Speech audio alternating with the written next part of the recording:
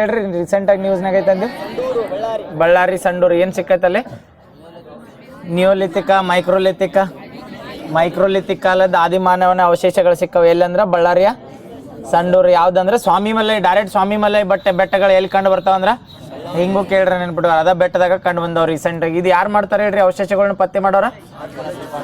ASI, GSI, ZSI, ASI archaeological survey of ಇಂಡಿಯಾದವ್ರು ಗೊತ್ತಾ? Archaeological survey. GSI ದವ್ರು ಏನು ಕೊಡ್ತಾರೆ ಹೇಳ್ರಿ? ಹೆರಿಟೇಜ್ ಸೈಟ್ಗಳು ಕೊಡ್ತಾರೆ. ಯಾವ ಹೆರಿಟೇಜ್ ಸೈಟ್ಗಳು? GSI ದವ್ರ ಹೆರಿಟೇಜ್ ಸೈಟ್ ಹತ್ತು ಕೊಡ್ತಾರೆ. ಯಾವ ಹೆರಿಟೇಜ್ ಸೈಟ್? ಭೂ ಪಾರಂಪರಿಕ ತಾಣಗಳು ಹೊತ್ತು ಕೊಡ್ತಾರಲ್ಲ. ಎಷ್ಟು ಅದಾವ ಕರ್ನಾಟಕದಾಗ? 5 ರೀಸೆಂಟ್ ಆಗಿದ್ದ. ಯಾನ ಯಾವ ಡಿಸ್ಟಿಕ್? ಉತ್ತರ ಕನ್ನಡ. 5 ನೆನಪದಾವಲ್ಲ, ಇವು GSIಗಳು ಕೊಡ್ತಾವ. BHS ಅಂತ ಒಂದು ಬರ್ತೈತಿ, ಅದೇನು ಬಯೋಡೈವರ್ಸಿಟಿ ಹೆರಿಟೇಜ್ ಸೈಟ್ಸ್. ಎಷ್ಟು ಅದಾವ ಅದ್ರು? 5 ಅದಾವ. ಅವು ಎಲ್ಲಂದ್ರೆ ಕರ್ನಾಟಕದಾಗ 5 ಅದಾವ. BHS ಗೊತ್ತಲ್ಲ, 5 ಬಯೋ ಹೆರಿಟೇಜ್ ಸೈಟ್ಗಳು ಯಾವ ಆಕ್ಟ್ ಪ್ರಕಾರ, ಕಾಯ್ದೆ ಪ್ರಕಾರ ಕೊಡ್ತಾರೆ ಅಂದ್ರೆ 2002. Very good. ನೆಕ್ಸ್ಟ್ ಈ ರೀಸೆಂಟಾಗಿ ಹೇಳಿದ್ವಲ್ಲ, ಇದನ್ನ ಈ ಆನೆ ಕಾರಿಡಾರ್ದೊಳಗೆ ಏನು ಮಾಡ್ರ ಅಂದ್ರೆ ಆನೆ ಧಾಮಗಳು ಇರ್ತಾವಲ್ಲ, ಅಲ್ಲಿ 3 ಝೋನ್ ಅಂತ ಮಾಡ್ಯಾರ. ಫಾರೆಸ್ಟ್ ಡಿಪಾರ್ಟ್ಮೆಂಟ್ದವ್ರು ಮಾಡ್ಯಾರ, ಟೂರಿಸಂ ಡಿಪಾರ್ಟ್ಮೆಂಟ್ದವ್ರು, ಫಾರೆಸ್ಟ್ ಡಿಪಾರ್ಟ್ಮೆಂಟ್ದವ್ರು. 3 ಹೇಳ್ರಿ. Green, orange, red. ಯಾವ್ದ್ರೊಳಗೆ ಮಾವುತ್ಗಳಿಗೆ ಅಲೋ ಮಾಡಿರ್ತಾರ? Red zone. ಟೂರಿಸ್ಟ್ಗಳಿಗೆ ಅಲೋ ಇದ್ದಿದ್ದು. ಆಮೇಲೆ ಫಾರೆಸ್ಟ್ ಸ್ಟಾಪ್ ಆಗಲಿ, ಎಮರ್ಜೆನ್ಸಿ ಸ್ಟಾಪ್ ಆಗಲಿ ಬಂದ್ರೆ ಇವು 3 ನೆನಪಿರ್ತಲ್ಲ. ಇನ್ಕ್ರೀಸಿಂಗ್ ಆರ್ಡರ್ನಾಗ, ಡಿಕ್ರೀಸಿಂಗ್ ಆರ್ಡರ್ನಾಗ. ರೆಡ್ ಝೋನ್ ಅಂದ್ರೆ ಪೂರ್ತಿ ಕ್ರಿಟಿಕಲ್ಲಿ ರೆಸ್ಟ್ರಿಕ್ಟೆಡ್, ಟೂರಿಸ್ಟ್ಗಳಿಗೆ ರೆಸ್ಟ್ರಿಕ್ಟೆಡ್ ಅಥವಾ ಎಲ್ಲರಿಗೆ ರೆಸ್ಟ್ರಿಕ್ಟೆಡ್ ಇರೋದು ಯಾವ್ದಂದ್ರೆ ರೆಡ್ ಝೋನ್. ಅಲ್ಲಿ ಮಾವುತಗಳು ಅಥವಾ ಡೈರೆಕ್ಟ್ ಏನು ಕೇಳ್ಬೋದ್ರೆ ಯಾವ ಝೋನ್ ಒಳಗೆ ಆನೆಗಳಿಗೆಲ್ಲ ಜಳಕ ಮಾಡಿಸೋದು ಅಥವಾ ಅದಕ್ಕೆ ಟ್ರೈನಿಂಗ್ ಮಾಡೋದು ಮಾಡ್ತಾರಂದ್ರೆ ರೆಡ್ ಝೋನ್ಯಾಗ ಬರ್ತಾವೆ. 3 ಝೋನ್ ಅಂತ ಹೇಳಿದಿಲ್ಲ. ಅವು ಕಲರ್ ಮೇಲೂ ನೆನ್ಪಿಟ್ಕೋರಿ. ಯಾವ್ಯಾವ ಕಲರ್ ಬರ್ತಾವೆ ಹೇಳ್ರಿ? Green, orange, red. Very good. ಈಗ ರೀಸೆಂಟಾಗಿ ನ್ಯಾಷನಲ್ ಫಿಲ್ಮ್ ಫೆಸ್ಟಿವಲ್ ಅವಾರ್ಡ್ಸ್ ಕೊಟ್ರಲ್ಲ, ಎಷ್ಟನೇ ಎಡಿಷನ್ ರೀ ಇದು? 71, 72 ಬಡ best picture. Article 370 best hero Kartik Aaryan ಮತ್ತ ಮುಮ್ಮುಟ್ಟಿ. ಯಾವ ಮೂವಿಗೆ ಮುಮ್ಮುಟ್ಟಿ? ಬ್ರಹ್ಮಯುಗಂ. Very good. ಕಾರ್ತಿಕ್ ಆರ್ಯನ ಚಂದು ಚಾಂಪಿಯನ್ ಏನ್ ಫೇಮಸ್ ಅಂತ ಹೇಳಿದ್ನಿ? ಮುರಳಿಕಾಂತ್ ಪೇಟ್ಕರ್ ಎದಕ್ ಫೇಮಸ್ ಅಂತ ಕೇಳ್ರ? ಪ್ಯಾರಾ ಒಲಿಂಪಿಕ್ಸ್ನಾಗ ಫಸ್ಟ್ ಗೋಲ್ಡ್ ಮೆಡಲ್ ತಂದು ಕೊಟ್ಟವ್ರು, ನೆನಪಿರ್ತೈತಲ್ಲ. ನೆಕ್ಸ್ಟ್ ಬೆಸ್ಟ್ ಪಿಕ್ಚರ್ 2 ಹೀರೋಯಿನ್ ಯಾಮಿನಿ ಗೌತಮ. ಯಾವ ಇದನ್ನ ಮೂವಿ ಅಂದ್ರೆ ಆರ್ಟಿಕಲ್ 370. ಆಮೇಲೆ ಪ್ರಾದೇಶಿಕ ಭಾಷೆ ಒಳಗೆ ಬಂದಾಗ ಮಿಥ್ಯಾ ಮೂವಿ. ಪ್ರಾದೇಶಿಕ ಬಂದಾಗ ಮಿಥ್ಯಾ ಅಂತ ಬರ್ತೈತೆ. ಆಮೇಲೆ ಬಾಲ ನಟ ಅಂತ ಬರ್ತಾರೆ ಯಾರ? ಆತಿಶ್ ಶೆಟ್ಟಿ ಅಂತ ಬರ್ತಾರೆ. ನೆಕ್ಸ್ಟ್ ಮತ್ತೆ ಯಾವ್ದು ಹೇಳಿದ್ವಿ? ಅತಿ ಹೈಯೆಸ್ಟ್ ವೈರಲ್ ಮೂವಿ ಅಥವಾ ಹೈಯೆಸ್ಟ್ ವ್ಯೂಸ್ ಅಂದ್ರೆ ಕಲ್ಕಿ. Very good. ಯಾರು ಕೊಡ್ತಾರೆ ಇದನ್ನ ಅವಾರ್ಡ್? ಕೊಡವ್ರು ಯಾರ? ರಾಷ್ಟ್ರಪತಿ. ಯಾವ ಇಲಾಖೆ ಇದನ್ನ ಸೆಲೆಕ್ಷನ್ ಮಾಡ್ತೈತೆ ಅಥವಾ ಇಲಾಖೆ ಮತ್ತು ಕೊಡವ್ರ? ಮತ್ತು ಇಲಾಖೆ ಅಂತ ಕೇಳಿದಾಗ ಅದು ಏನಂದ್ರೆ ಇನ್ಫಾರ್ಮೇಶನ್, ವಾರ್ತಾ ಮತ್ತು ಪ್ರಸಾರ ಇಲಾಖೆ ಅಂತ ಬರ್ತದೆ, ಅವರ ಸೆಲೆಕ್ಷನ್ ಮಾಡೋದು. ಬಟ್ ಕೊಡವ್ರು ಯಾರಂದ್ರೆ ರಾಷ್ಟ್ರಪತಿ ಕೊಡ್ತಾರೆ. ಹೆಂಗೆ ಪದ್ಮ ಅವಾರ್ಡ್ಸ್ ಅದು ಕೊಡ್ತಾರಲ್ಲ ಹಂಗೆ ಸೇಮ್ ರಾಷ್ಟ್ರಪತಿನ ಕೊಡ್ತಾರೆ. ಎಷ್ಟನೇ ಎಡಿಷನ್ ಇತ್ತದೇನ್ರಿ? 72nd edition. ನೆನಪಿಟ್ಕೋರಿ. ನೆಕ್ಸ್ಟ್ ದೇಶದಾಗ ಫಸ್ಟ್ ಟೈಮ್ ಇದನ್ನ ಪ್ರೈವೇಟ್ ರಾಕೆಟ್ ಕಳಿಸ್ಯಾರ ಕಕ್ಷೆಗೆ. ಯಾವ ರಾಕೆಟ್ ರೀ? ಯಾವ್ದ? ವಿಕ್ರಮ್ 1. ನೆನಪಿರ್ತದಲ್ಲ, ವಿಕ್ರಮ್ 1 ಡೆವಲಪ್ ಮಾಡಿದವ್ರು ಯಾರ? Skyroot Aerospace. ಎಲ್ಲಿ ಐತಿದ? ಹೈದರಾಬಾದ್. ನೆಕ್ಸ್ಟ್ ಚಿಕನ್ ಕಾರಿಡಾರ್ ರೀಸೆಂಟಾಗಿ ನ್ಯೂಸ್ನಾಗ ಐತಂತ ಹೇಳಿ. ಎಲ್ಲಿ ಬರ್ತೈತಿ? ಎಲ್ಲಿ? ವೆಸ್ಟ್ ಬೆಂಗಾಲ್ದ ಸಿಲಿಗುರಿ ಅಂತ ಬರ್ತೈತಿಲ್ಲ. ಎಷ್ಟು ಸ್ಟೇಟಿಗೆ? ಈಶಾನ್ಯದ ರಾಜ್ಯದ 7, 8 ರಾಜ್ಯಗಳ ಜೋಡ. ನೆನಪಿರ್ತೈತಲ್ಲ. ಎಷ್ಟು ಕಂಟ್ರಿ ಜೋಡ ಬಾರ್ಡರ್ ಹಂಚ್ಕೊಂಡೈತೆ ಅಂದ್ರೆ ನೆನಪಿರ್ತೈತಲ್ಲ. ಭೂತಾನ, ನೇಪಾಳ, ಬಾಂಗ್ಲಾ ಮತ್ತು ಚೀನಾದ ಯಾವ ವ್ಯಾಲಿಗೆ ನಿಯರ್ ಐತಿದ? ಚುಂಬಿ ವ್ಯಾಲಿ. ನೆನಪಿರ್ಬೇಕು. ಡೋಕ್ಲಾ ಮತ್ತು ಬಂದ್ರೆ ಇದ್ರ ನಿಯರ್ ಬರ್ತದೆ. ಸಿಲಿಗುರಿ ಕಾರಿಡಾರ್ದ ಡಿಸ್ಟೆನ್ಸ್ನು ಹೇಳಿದ್ವಲ್ಲ, ಹೇಳ್ರಿ ನೋಡು. ಅಗಲ ಎಷ್ಟೈತಿ?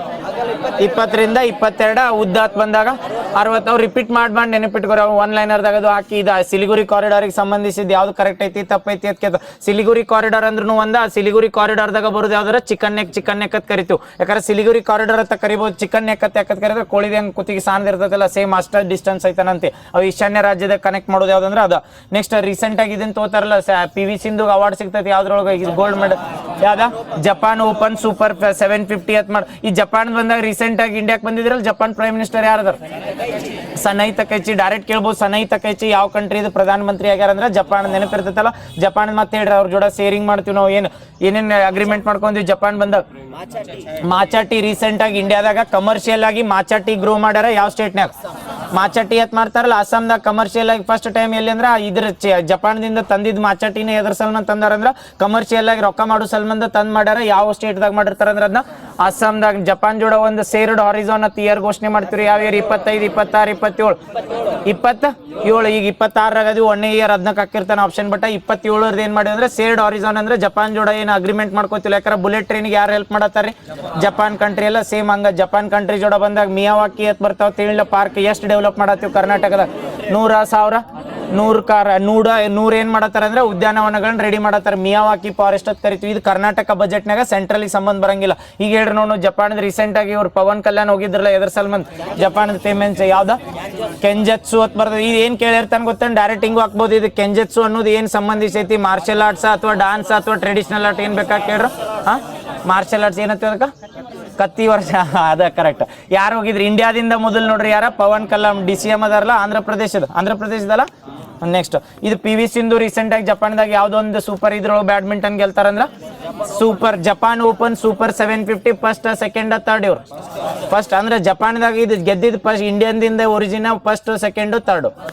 ಇಂಡಿಯಾದಿಂದನೂ ಫಸ್ಟ್ ಎರಡು ಒಂದ ನೋಡ್ರಿ. ಯಾಕಂದ್ರೆ ಇಂಡಿಯಾದಾಗ ಈಗ 2 ವರ್ಷ ಆತೇನೋ ಮೆಡಲ್ ಸಿಕ್ಕಿದ್ದಿಲ್ಲ ಅವ್ರಿಗೆ, ಫಸ್ಟ್ ಟೈಮ್ ಸಿಕ್ಕತಿ. PV ಸಿಂಧು ರಿಲೇಟೆಡ್ ಕೇಳಿದಾಗ ಜಪಾನ್ದಾಗ ತಗೊಂಡಿದ್ದ, ಇಂಡಿಯಾದಿಂದ ಪಾರ್ಟಿಸಿಪೇಟ್ ಮಾಡಿ ಸೂಪರ್ 750 ಜಪಾನ್ ಬ್ಯಾಡ್ಮಿಂಟನ್ ಸೂಪರ್ 750 ಅಂತ ಬರ್ತದಲ್ಲ ಆ ಟೂರ್ನಮೆಂಟ್ ಗೆದ್ದಿದ್ದು ಭಾರತೀಯ ಮೊದಲು ಯಾರು ಅಂತ ಕೇಳಿದ್ರು PV ಸಿಂಧು ಅಂತ. ನೆಕ್ಸ್ಟ್ ಶಾಂತಿ ಅಥವಾ ಒಂದು ಥೀಮ್ ಮೇಲೆ ಅಥವಾ ಧ್ಯೇಯವಾಕ್ಯದೊಂದಿಗೆ ರೀಸೆಂಟ್ ಆಗಿ ಯಾವ ಒಂದು ಆದಿತ್ಯ ಅಥವಾ ಯಾವುದೊಂದು ಆತಿಥ್ಯಕ್ಕಾಗಿ ಇಂಡಿಯಾ ಏನ್ ಮಾಡತೈತಿ ಅಂದ್ರೆ ಬಿಡ್ ಮಾಡತೈತಿ. ಯಾವ್ದ? ಭದ್ರತಾ ಸಭೆದ ನಾನ್ ಪರ್ಮನೆಂಟ್ ಮೆಂಬರ್ಗೆ ಬಿಡ್ ಮಾಡೋದು. ಇದನ್ನು ಕೊಟ್ಟಿರ್ತಾರ ಅವ್ರು. ಇದನ್ನ ಕಾಯಂ ಸದಸ್ಯತ್ವ ರಾಷ್ಟ್ರಕ್ಕೆ ಬಿಡ್ ಮಾಡತೈತೆ ಅಥವಾ ಇದನ್ನೇನಂತಾರ ತಾತ್ಕಾಲಿಕ ಸದಸ್ಯ ರಾಷ್ಟ್ರ ಅಂದ್ರೆ ತಾತ್ಕಾಲಿಕ 10 ಇರ್ತಾವಲ್ಲ ತಾತ್ಕಾಲಿಕ 2 ವರ್ಷಕ್ಕೆ. ಅದಕ್ಕೆ ಯಾವ ಇಯರ್ಗೆ ಬಿಡ್ ಮಾಡತೈತ್ರಿ? 28 2 ವರ್ಷ ಅಂದ್ರೆ 2 ವರ್ಷ ಇರಬೇಕು. 28 1 ವರ್ಷ, 29 1 ವರ್ಷ, 2 ವರ್ಷ ಕೊಡೋಣತ್ತಾರ. ಎಷ್ಟು ವರ್ಷ 8 ಸರಿ ಪಾರ್ಟಿಸಿಪೇಟ್ ಮಾಡೈತಿ ಇಂಡಿಯಾ? 8 ವರ್ಷ. ನೆನಪಿರ್ತೈತೆ ಅಲ್ಲಿ. ರೀಸೆಂಟ್ ಆಗಿ ಪಾಕಿಸ್ತಾನ ಆಗ್ಯಾವ ನೋಡ್ರಿ. ಅವು ಏನಂದ್ರೆ ಈಗ ರೀಸೆಂಟ್ ಆಗಿ ಇರೋದು ಮೊನ್ನೆ ಇದಾಗ ಯಾವ್ದು ಪಾಕಿಸ್ತಾನ ಐತಲ್ಲ ಅದ್ರ ಇಲ್ಲ ರೀಸೆಂಟ್ ಆಗಿ ಯಾವ ಆಗ್ಯಾವ? ರೀಸೆಂಟ್ ಆಗಿ ನಾನ್ ಪರ್ಮನೆಂಟ್ ಮೆಂಬರ್ ಆಗೈತಿ. ಬಟ್ ರೀಸೆಂಟ್ ಆಗಿ ಇಂಡಿಯಾ ಆಗಿದ್ದು ಯಾವ ಇಯರ್ದಾಗ ಅಂದ್ರೆ 20 21 ಆಗಿರ. ಅದ ಲಾಸ್ಟ್ ಆಗಿದ್ ನಾವು. ಅದಾದ್ಮೇಲೆ ಪ್ರತಿ ಸರಿ ಎಲೆಕ್ಟೆಡ್ ಆಡಕ್ ಬಗಂಗಿಲ್ಲ. ಅದನ್ನ ಏನ್ ಬಂದ್ರೆ ಟೈಮ್ ಬಿಡ್ತದೆ, ನಡು ಗ್ಯಾಪ್ ಇರ್ಬೇಕು. ಅದಾದ್ಮೇಲೆ ಈಗ ಬಿಡ್ ಮಾಡತ್ತೀವಿ ಯಾವ ಇಯರ್ಗೆ ಅಂದ್ರೆ 28 ಮತ್ತು 29. ಯಾವ ಥೀಮ್ಲೆ? ಶಾಂತಿ ಅಂತ ನೆನಪಿರ್ತೈತಲ್ಲ. ಶಾಂತಿ. ಇನ್ನೊಂದು ಶಾಂತಿ ಅದಕ್ಕೆ ಬಿಲ್ಲು ಶಾಂತಿ ಕಾಯ್ದೆ ಅಂತ ಬಂದಾಗ ಅದಕ್ಕೆ ನ್ಯೂಕ್ಲಿಯರ್ ಎನರ್ಜಿಗೆ ಬಂದಾಗ ಯಾವ್ದಂದ್ರೆ ಶಾಂತಿ ಕಾಯ್ದೆ ಅಂತ ಬರ್ದು. ಈ ನ್ಯೂಕ್ಲಿಯರ್ ಸಪ್ಲೈ ಅಥವಾ ನ್ಯೂಕ್ಲಿಯರ್ ವೆಪನ್ ರೀಸೆಂಟ್ ಆಗಿ ಫ್ಯೂಯಲ್ ತರ್ಸತ್ತೀವಿ ಯಾವ ಕಂಟ್ರಿದಿಂದ? ಆಸ್ಟ್ರೇಲಿಯಾದಿಂದ. ಯಾವ ಫ್ಯೂಯಲ್ ಬರತೈತಿ? ಯುರೇನಿಯಂ. ರೀಸೆಂಟ್ ಆಗಿ ಕರ್ನಾಟಕದಾಗ ಥೋರಿಯಂ ರಿಸರ್ವ್ ಸಿಗ್ತೈತಿ. ಎಲ್ಲಿ? ಚಾಮರಾಜನಗರದ ಮುಂದೆ ಗುಂಡ್ಲುಪೇಟೆ ನೆನಪೈತಲ್ಲ. ಥೋರಿಯಂ ರಿಸರ್ವ್ ಸಿಕ್ಕೈತಿ ನೋಡ್ರಿ. ಎಲ್ಲಿ ಅಂದ್ರೆ ಚಾಮರಾಜನಗರದ ಗುಂಡ್ಲುಪೇಟೆ. ಬಟ್ ನಾವು ಆಸ್ಟ್ರೇಲಿಯಾದಿಂದ ತರಿಸೋದು ಯಾವ್ದಂದ್ರೆ ಯುರೇನಿಯಂ ಸಪ್ಲೈಗೆ ಅಷ್ಟ ಅಗ್ರಿಮೆಂಟ್ ಮಾಡ್ಕೊಂಡು ಅವು ಯುರೇನಿಯಂ ಥೋರಿಯಂ ಎರಡು ನ್ಯೂಕ್ಲಿಯರ್ ಇದನ್ನೇನತ್ತಾರತ್ತ ಫ್ಯೂಯಲ್ ಅಂತ ಕರೀತಾರೆ, ಇಂಧನಗಳ ಅಂತೇಳಿ. ಬಟ್ ಅದ್ರಾಗ ಏನ್ ತರ್ಸಾತೀವಿ ಅಂದ್ರೆ ಓನ್ಲಿ ಯುರೇನಿಯಂ ಅಲ್ಲಿಂದ ತರ್ಸಾತೀವಿ. ಈ ಕರ್ನಾಟಕದಾಗ ಎಲ್ಲಿ ಥೋರಿಯಂ ಸಿಕ್ಕೈತೆ ಅಂದ್ರೆ ಚಾಮರಾಜನಗರದ ಗುಂಡ್ಲುಪೇಟೆ. ಕರ್ನಾಟಕದಾಗ ರೀಸೆಂಟ್ ಆಗಿ ಈ ಸ್ವತ್ತು 2.0 ತಂದಿದ್ರಲ್ಲ. ಕರ್ನಾಟಕದಾಗ ಫಸ್ಟ್ ಆಸ್ತಿ ನಗದೀಕರಣ ಪೂರ್ತಿ ಡಿಜಿಟಲ್ ಆಗಿ ಮಾಡಿದ್ದೇನೆ ಚಾಮರಾಜನಗರ. ನೆನಪಿರ್ತೈತಲ್ಲ. ಚಾಮರಾಜನಗರದ ಆಸ್ತಿ ಡಿಜಿಟಲೀಕರಣ ಪೂರ್ತಿಯಾಗಿ ಮಾಡಿ ಆಸ್ತಿ ನೋಂದಣಿ ಅಂತ ಕರಿತೀವಲ್ಲ. ಎಲ್ಲರ ಬ್ಯಾಂಕ್ನಾಗ ಲೋನ್ ಹೋದ್ರೆ ಉತ್ತಾರ ತಗೊಂಡ್ ಹೋಗಿ ಲೋನ್ ತಗೋಬೇಕಲ್ಲ. ಅಲ್ಲಿ ಏನ್ ಮಾಡ್ತಾರೆ ಅಂದ್ರೆ ಡಿಜಿಟಲ್ ಆಗಿ ಪೂರ್ತಿ ಟ್ರಯಲ್ ಬೇಸಿಸ್ ಮೇಲೆ ಯಾವ ಡಿಸ್ಟ್ರಿಕ್ಟ್ನಾಗ ಮಾಡ್ರೆ ಕರ್ನಾಟಕದ ಫಸ್ಟ್ ಟೈಮ್ ಅಂದ್ರೆ ಚಾಮರಾಜನಗರ. ನೆನಪಿರ್ತೈತಲ್ಲ. ಅಲ್ಲಿ ಎಲ್ಲೇ ಲೋನ್ ತಗೊಳಕ್ ಹೋದ್ರು ಡೈರೆಕ್ಟ್ ಡಿಜಿಟಲ್ ರೆಕಾರ್ಡ್ ತೋರಿಸಬಹುದು. ಇಲ್ಲಿ ಬೇರೆ ಕಡೆ ಹೆಂಗ್ ನಾವು ಡಾಕ್ಯುಮೆಂಟ್ಸ್ ಹೋಯ್ತಿಲ್ಲ ಅದೊಂದ ಚಾಮರಾಜನಗರ. ಅದು ನೆನಪಿಟ್ಕೋರಿ. ಇನ್ನೊಂದು ಏನಂದ್ರೆ ಚಾಮರಾಜನಗರದ ಗುಂಡ್ಲುಪೇಟೆದಾಗ ರೀಸೆಂಟ್ ಆಗಿ ಯಾವ ರಿಸರ್ವ್ ಸಿಗುತ್ತೆ? Thorium. Next pitch black exercise ಅಂತ ಬರ್ತೈತೆ ಅಂತ ಹೇಳಿದ್ವಿ ಎಲ್ರಿ? ಆಸ್ಟ್ರೇಲಿಯಾದ ಹೇಳ್ರಿ ಬಡ ಯಾವ್ದು ಐಲ್ಯಾಂಡ್ ರೀಸೆಂಟ್ ಆಗಿ ನ್ಯೂಸ್ನಾಗ ಇತ್ತು ಅಲ್ಲಿ ನೇವಿಗೇಷನ್ ಸೆಂಟರ್ ಮಾಡತ್ತೀವಿ. Cocos island. ಆಸ್ಟ್ರೇಲಿಯಾದ ಕ್ಯಾಪಿಟಲ್ ಬಂದಾಗ ಕ್ಯಾನ್ಬೆರಾ. ನೆನಪಿರ್ತೈತಲ್ಲ. ಜಗತ್ನಾಗ ಫಸ್ಟ್ ಅತಿ ದೊಡ್ಡದ ಕ್ರಿಕೆಟ್ ಸ್ಟೇಡಿಯಂ ಇರೋದು ಆಸ್ಟ್ರೇಲಿಯಾದಾಗ ಇತ್ತು. ಯಾವ್ದು? ಈಗ ಪ್ರೆಸೆಂಟ್ ನಮ್ಮಲ್ಲಿ ಬಂದೈತೆ. ಯಾವ್ದ? Melbourne stadium. ಜಗತ್ನಾಗ ಅತಿ ದೊಡ್ಡದತ್ತಿದ್ವಿ. ಯಾಕಂದ್ರೆ ಮೊಟೇರಾ ಆಗೋಕ್ಕಿಂತ ಮುಂಚೆ ಅದೈತಿ. ಈಗ ಪ್ರೆಸೆಂಟ್ ಯಾವ್ದತ್ ಕರಿತೀವಿ ಅಂದ್ರೆ ಮೊಟೇರಾ. ನರೇಂದ್ರ ಮೋದಿ ಕ್ರೀಡಾಂಗಣ ಆಗೋಕ್ಕಿಂತ ಮುಂಚೆ ಜಗತ್ನಾಗ ಅತಿ ದೊಡ್ಡ ಕ್ರಿಕೆಟ್ ಸ್ಟೇಡಿಯಂ ಅಂತ ಯಾವ್ದು ಕರಿತೀವಿ ಅಂದ್ರೆ ಅದಕ್ಕೆ ಈಗ ಹೇಳ್ರಿ ಇದನ್ನ ಕರ್ನಾಟಕದ ಭಾರತದ 2ನೇ ಅತಿ ದೊಡ್ಡದತ್ತಂದಾಗ ಇವು ಕನ್ಫ್ಯೂಸ್ ಆಗಕ್ಕೆ ಚಾನ್ಸ್ ಏನಿರ್ತಾವ ಅಂದ್ರೆ ಇಲ್ಲ ಜಗತ್ನಾಗ ನೋಡ್ರಿ. ಜಗತ್ನಾಗ ಎಲ್ಲರ ಕೇಳಿದತ್ತೇಳಿ ಫಸ್ಟ್ ಯಾವ್ದಿತ್ತು ಅಂದ್ರೆ ಆಸ್ಟ್ರೇಲಿಯಾದ ಮೆಲ್ಬೋರ್ನ್ ಕ್ರೀಡಾಂಗಣ ಇತ್ತ. ನಮ್ದು ನರೇಂದ್ರ ಮೋದಿ ಆಗಂತೆ ಅದು ಫಸ್ಟ್ ಆದ್ರೆ ಅದ ಸೆಕೆಂಡ್ ಇರ್ತೈತಲ್ಲ. ಬರೀ ಭಾರತದ ಸೆಕೆಂಡ್ ಯಾವ್ದತ್ ಕೇಳ್ರ ಮತ್ತೆ ಮೆಲ್ಬೋರ್ನ್ ಅಂತ ಹಾಕಿರಿ. ನಮ್ದು ಯಾವ್ದಂದ್ರೆ ಸೂರ್ಯನಗರ ಅಲ್ಲ ಸೂರ್ಯಗ್ರಾಮ. ಆಲಿಕಲ್. ಸೂರ್ಯನಗರ ಅಲ್ಲ. ಆಗಿಲ್ಲಲ್ಲ ಆಗುದೈತೆ. ಅದಕ್ಕೆ ನಾ ಇಂಡಿಯಾದ ಯಾವ್ದು ಸೆಕೆಂಡ್ ಡೆವಲಪ್ ಅದನ್ನ ಹೇಳಿನಲ್ಲ. ಮತ್ತೆ ಆಪರೇಷನ್ ಇನ್ನ ಏನಂದ್ರೆ ಆಪರೇಷನಲ್ ಅಂದ್ರೆ ಈಗ ಇಡನ್ ಗಾರ್ಡನ್ ಅಂತ ಬರ್ತದೆ ಇಂಡಿಯಾದ ಅತಿ ದೊಡ್ಡ ಅವ್ ಮೂರು ಹೇಳ್ಬಿಡ್ತು ನೋಡಿ. ಒಂದೇದ ಜಗತ್ನಾಗ ಅತಿ ದೊಡ್ಡ ಕ್ರಿಕೆಟ್ ಸ್ಟೇಡಿಯಂ ಅಂದ್ರೆ ಮೊಟೇರಾ ಕ್ರೀಡಾಂಗಣ ಬರ್ತೈತಿ. ಎಲ್ಲಿ ಬರ್ತೈತಿ? ಗುಜರಾತ್ನ ಗಾಂಧಿನಗರ, ಅಹಮದಾಬಾದ್. ಗುಜರಾತ್ನ ಅಹಮದಾಬಾದ್ನಾಗ ಇವನು ಕನ್ಫ್ಯೂಸ್ ಮಾಡೋ ಚಾನ್ಸ್ ಇರ್ತಾವ. ಅದಕ್ಕೆ ಗುಜರಾತ್ನ ಅಹಮದಾಬಾದ್ನಾಗ ಯಾವ್ದಾರು ಮೊಟೇರಾ ಫಸ್ಟ್ ಜಗತ್ನಾಗ ಕನ್ಸಿಡರ್ ಮಾಡಿದಾಗ ಸೆಕೆಂಡ್ ಹೈಯೆಸ್ಟ್ ಅಥವಾ ಸೆಕೆಂಡ್ ದೊಡ್ಡದು ಯಾವ್ದಂದ್ರ ಯಾವ್ದ ನಮ್ದು ಇಂಡಿಯಾ ಕನ್ಸಿಡರ್ ಮಾಡಿದಾಗ ಕಲ್ಕತ್ತಾದ ಇಡನ್ ಗಾರ್ಡನ್ ಸ್ಟೇಡಿಯಂ ಇದನ್ನ ಸ್ಟೇಡಿಯಂ ಅಂತ ಬರ್ತದಲ್ಲ cricket stadium. India only consider ಮಾಡಿದಾಗ ರಿಸರ್ವ್ ಬಂದಾಗ ಒಂದೇದು ಮೊಟೇರಾ, ಎರಡನೇದು ಯಾವ್ದಂದ್ರೆ ಇಡನ್ ಗಾರ್ಡನ್. ಜಗತ್ನಾಗ ಕನ್ಸಿಡರ್ ಮಾಡಿದಾಗ ಎರಡನೇದು ಎಲ್ಲಿ ಅನ್ನೋದ್ರೆ ಆಸ್ಟ್ರೇಲಿಯಾದ ಮೆಲ್ಬೋರ್ನ್. ಇನ್ ಕೇಸ್ ನಮ್ದು ಇದು ಕರ್ನಾಟಕದ ಸೂರ್ಯನಗರ ಆಗತ್ತೈತಲ್ಲ, ಇದು ಡೆವಲಪ್ ಆಗತ್ತೇಳಿ ಭಾರತದ ಎರಡನೇ ಅತಿ ದೊಡ್ಡ ಕ್ರಿಕೆಟ್ ಸ್ಟೇಡಿಯಂ ಅಂತ ಯಾವ್ದು ಕರಿತೀವಿ ಅಂದ್ರೆ ಇದು ಸೂರ್ಯನಗರ. ಸೂರ್ಯನಗರ ಇಲ್ಲಿ ಬೆಂಗಳೂರು ನಗರದಾಗ ಬರ್ತೈತಿ, ಗ್ರಾಮಾಂತರದಾಗ ಬರ್ತದೆ. ಬೆಂಗಳೂರು ಸಿಟಿ, ಬೆಂಗಳೂರು ನಗರದಾಗ ಬರ್ತೈತಿ. ಯಾವ್ದು? ಆಲಿಕಲ್ಲ ಅದ ಹಳ್ಳಿ, ಆನಿಕಲ್ಲ ಆಳಿಕಲ್ಲ, ಆನಿಕಲ್ ಹಳ್ಳಿ ಅಂತ ಬರ್ತದೆ. ಯಾರು ಡೆವಲಪ್ ಮಾಡತ್ತಾರೆ? ಇದ್ರ ವಿಶೇಷತೆ ಆಪ್ಷನ್ ಕೊಡ್ಲಿ. ರೀಸೆಂಟ್ ಆಗಿ ನ್ಯೂಸ್ನಾಗ ಇದ್ದಿದ್ದು ಕರ್ನಾಟಕ ಕ್ರಿಕೆಟ್ ಬೋರ್ಡ್ ಗೃಹ ಮಂಡಳಿ ಯಾರು ಮಾಡತ್ತಾರ?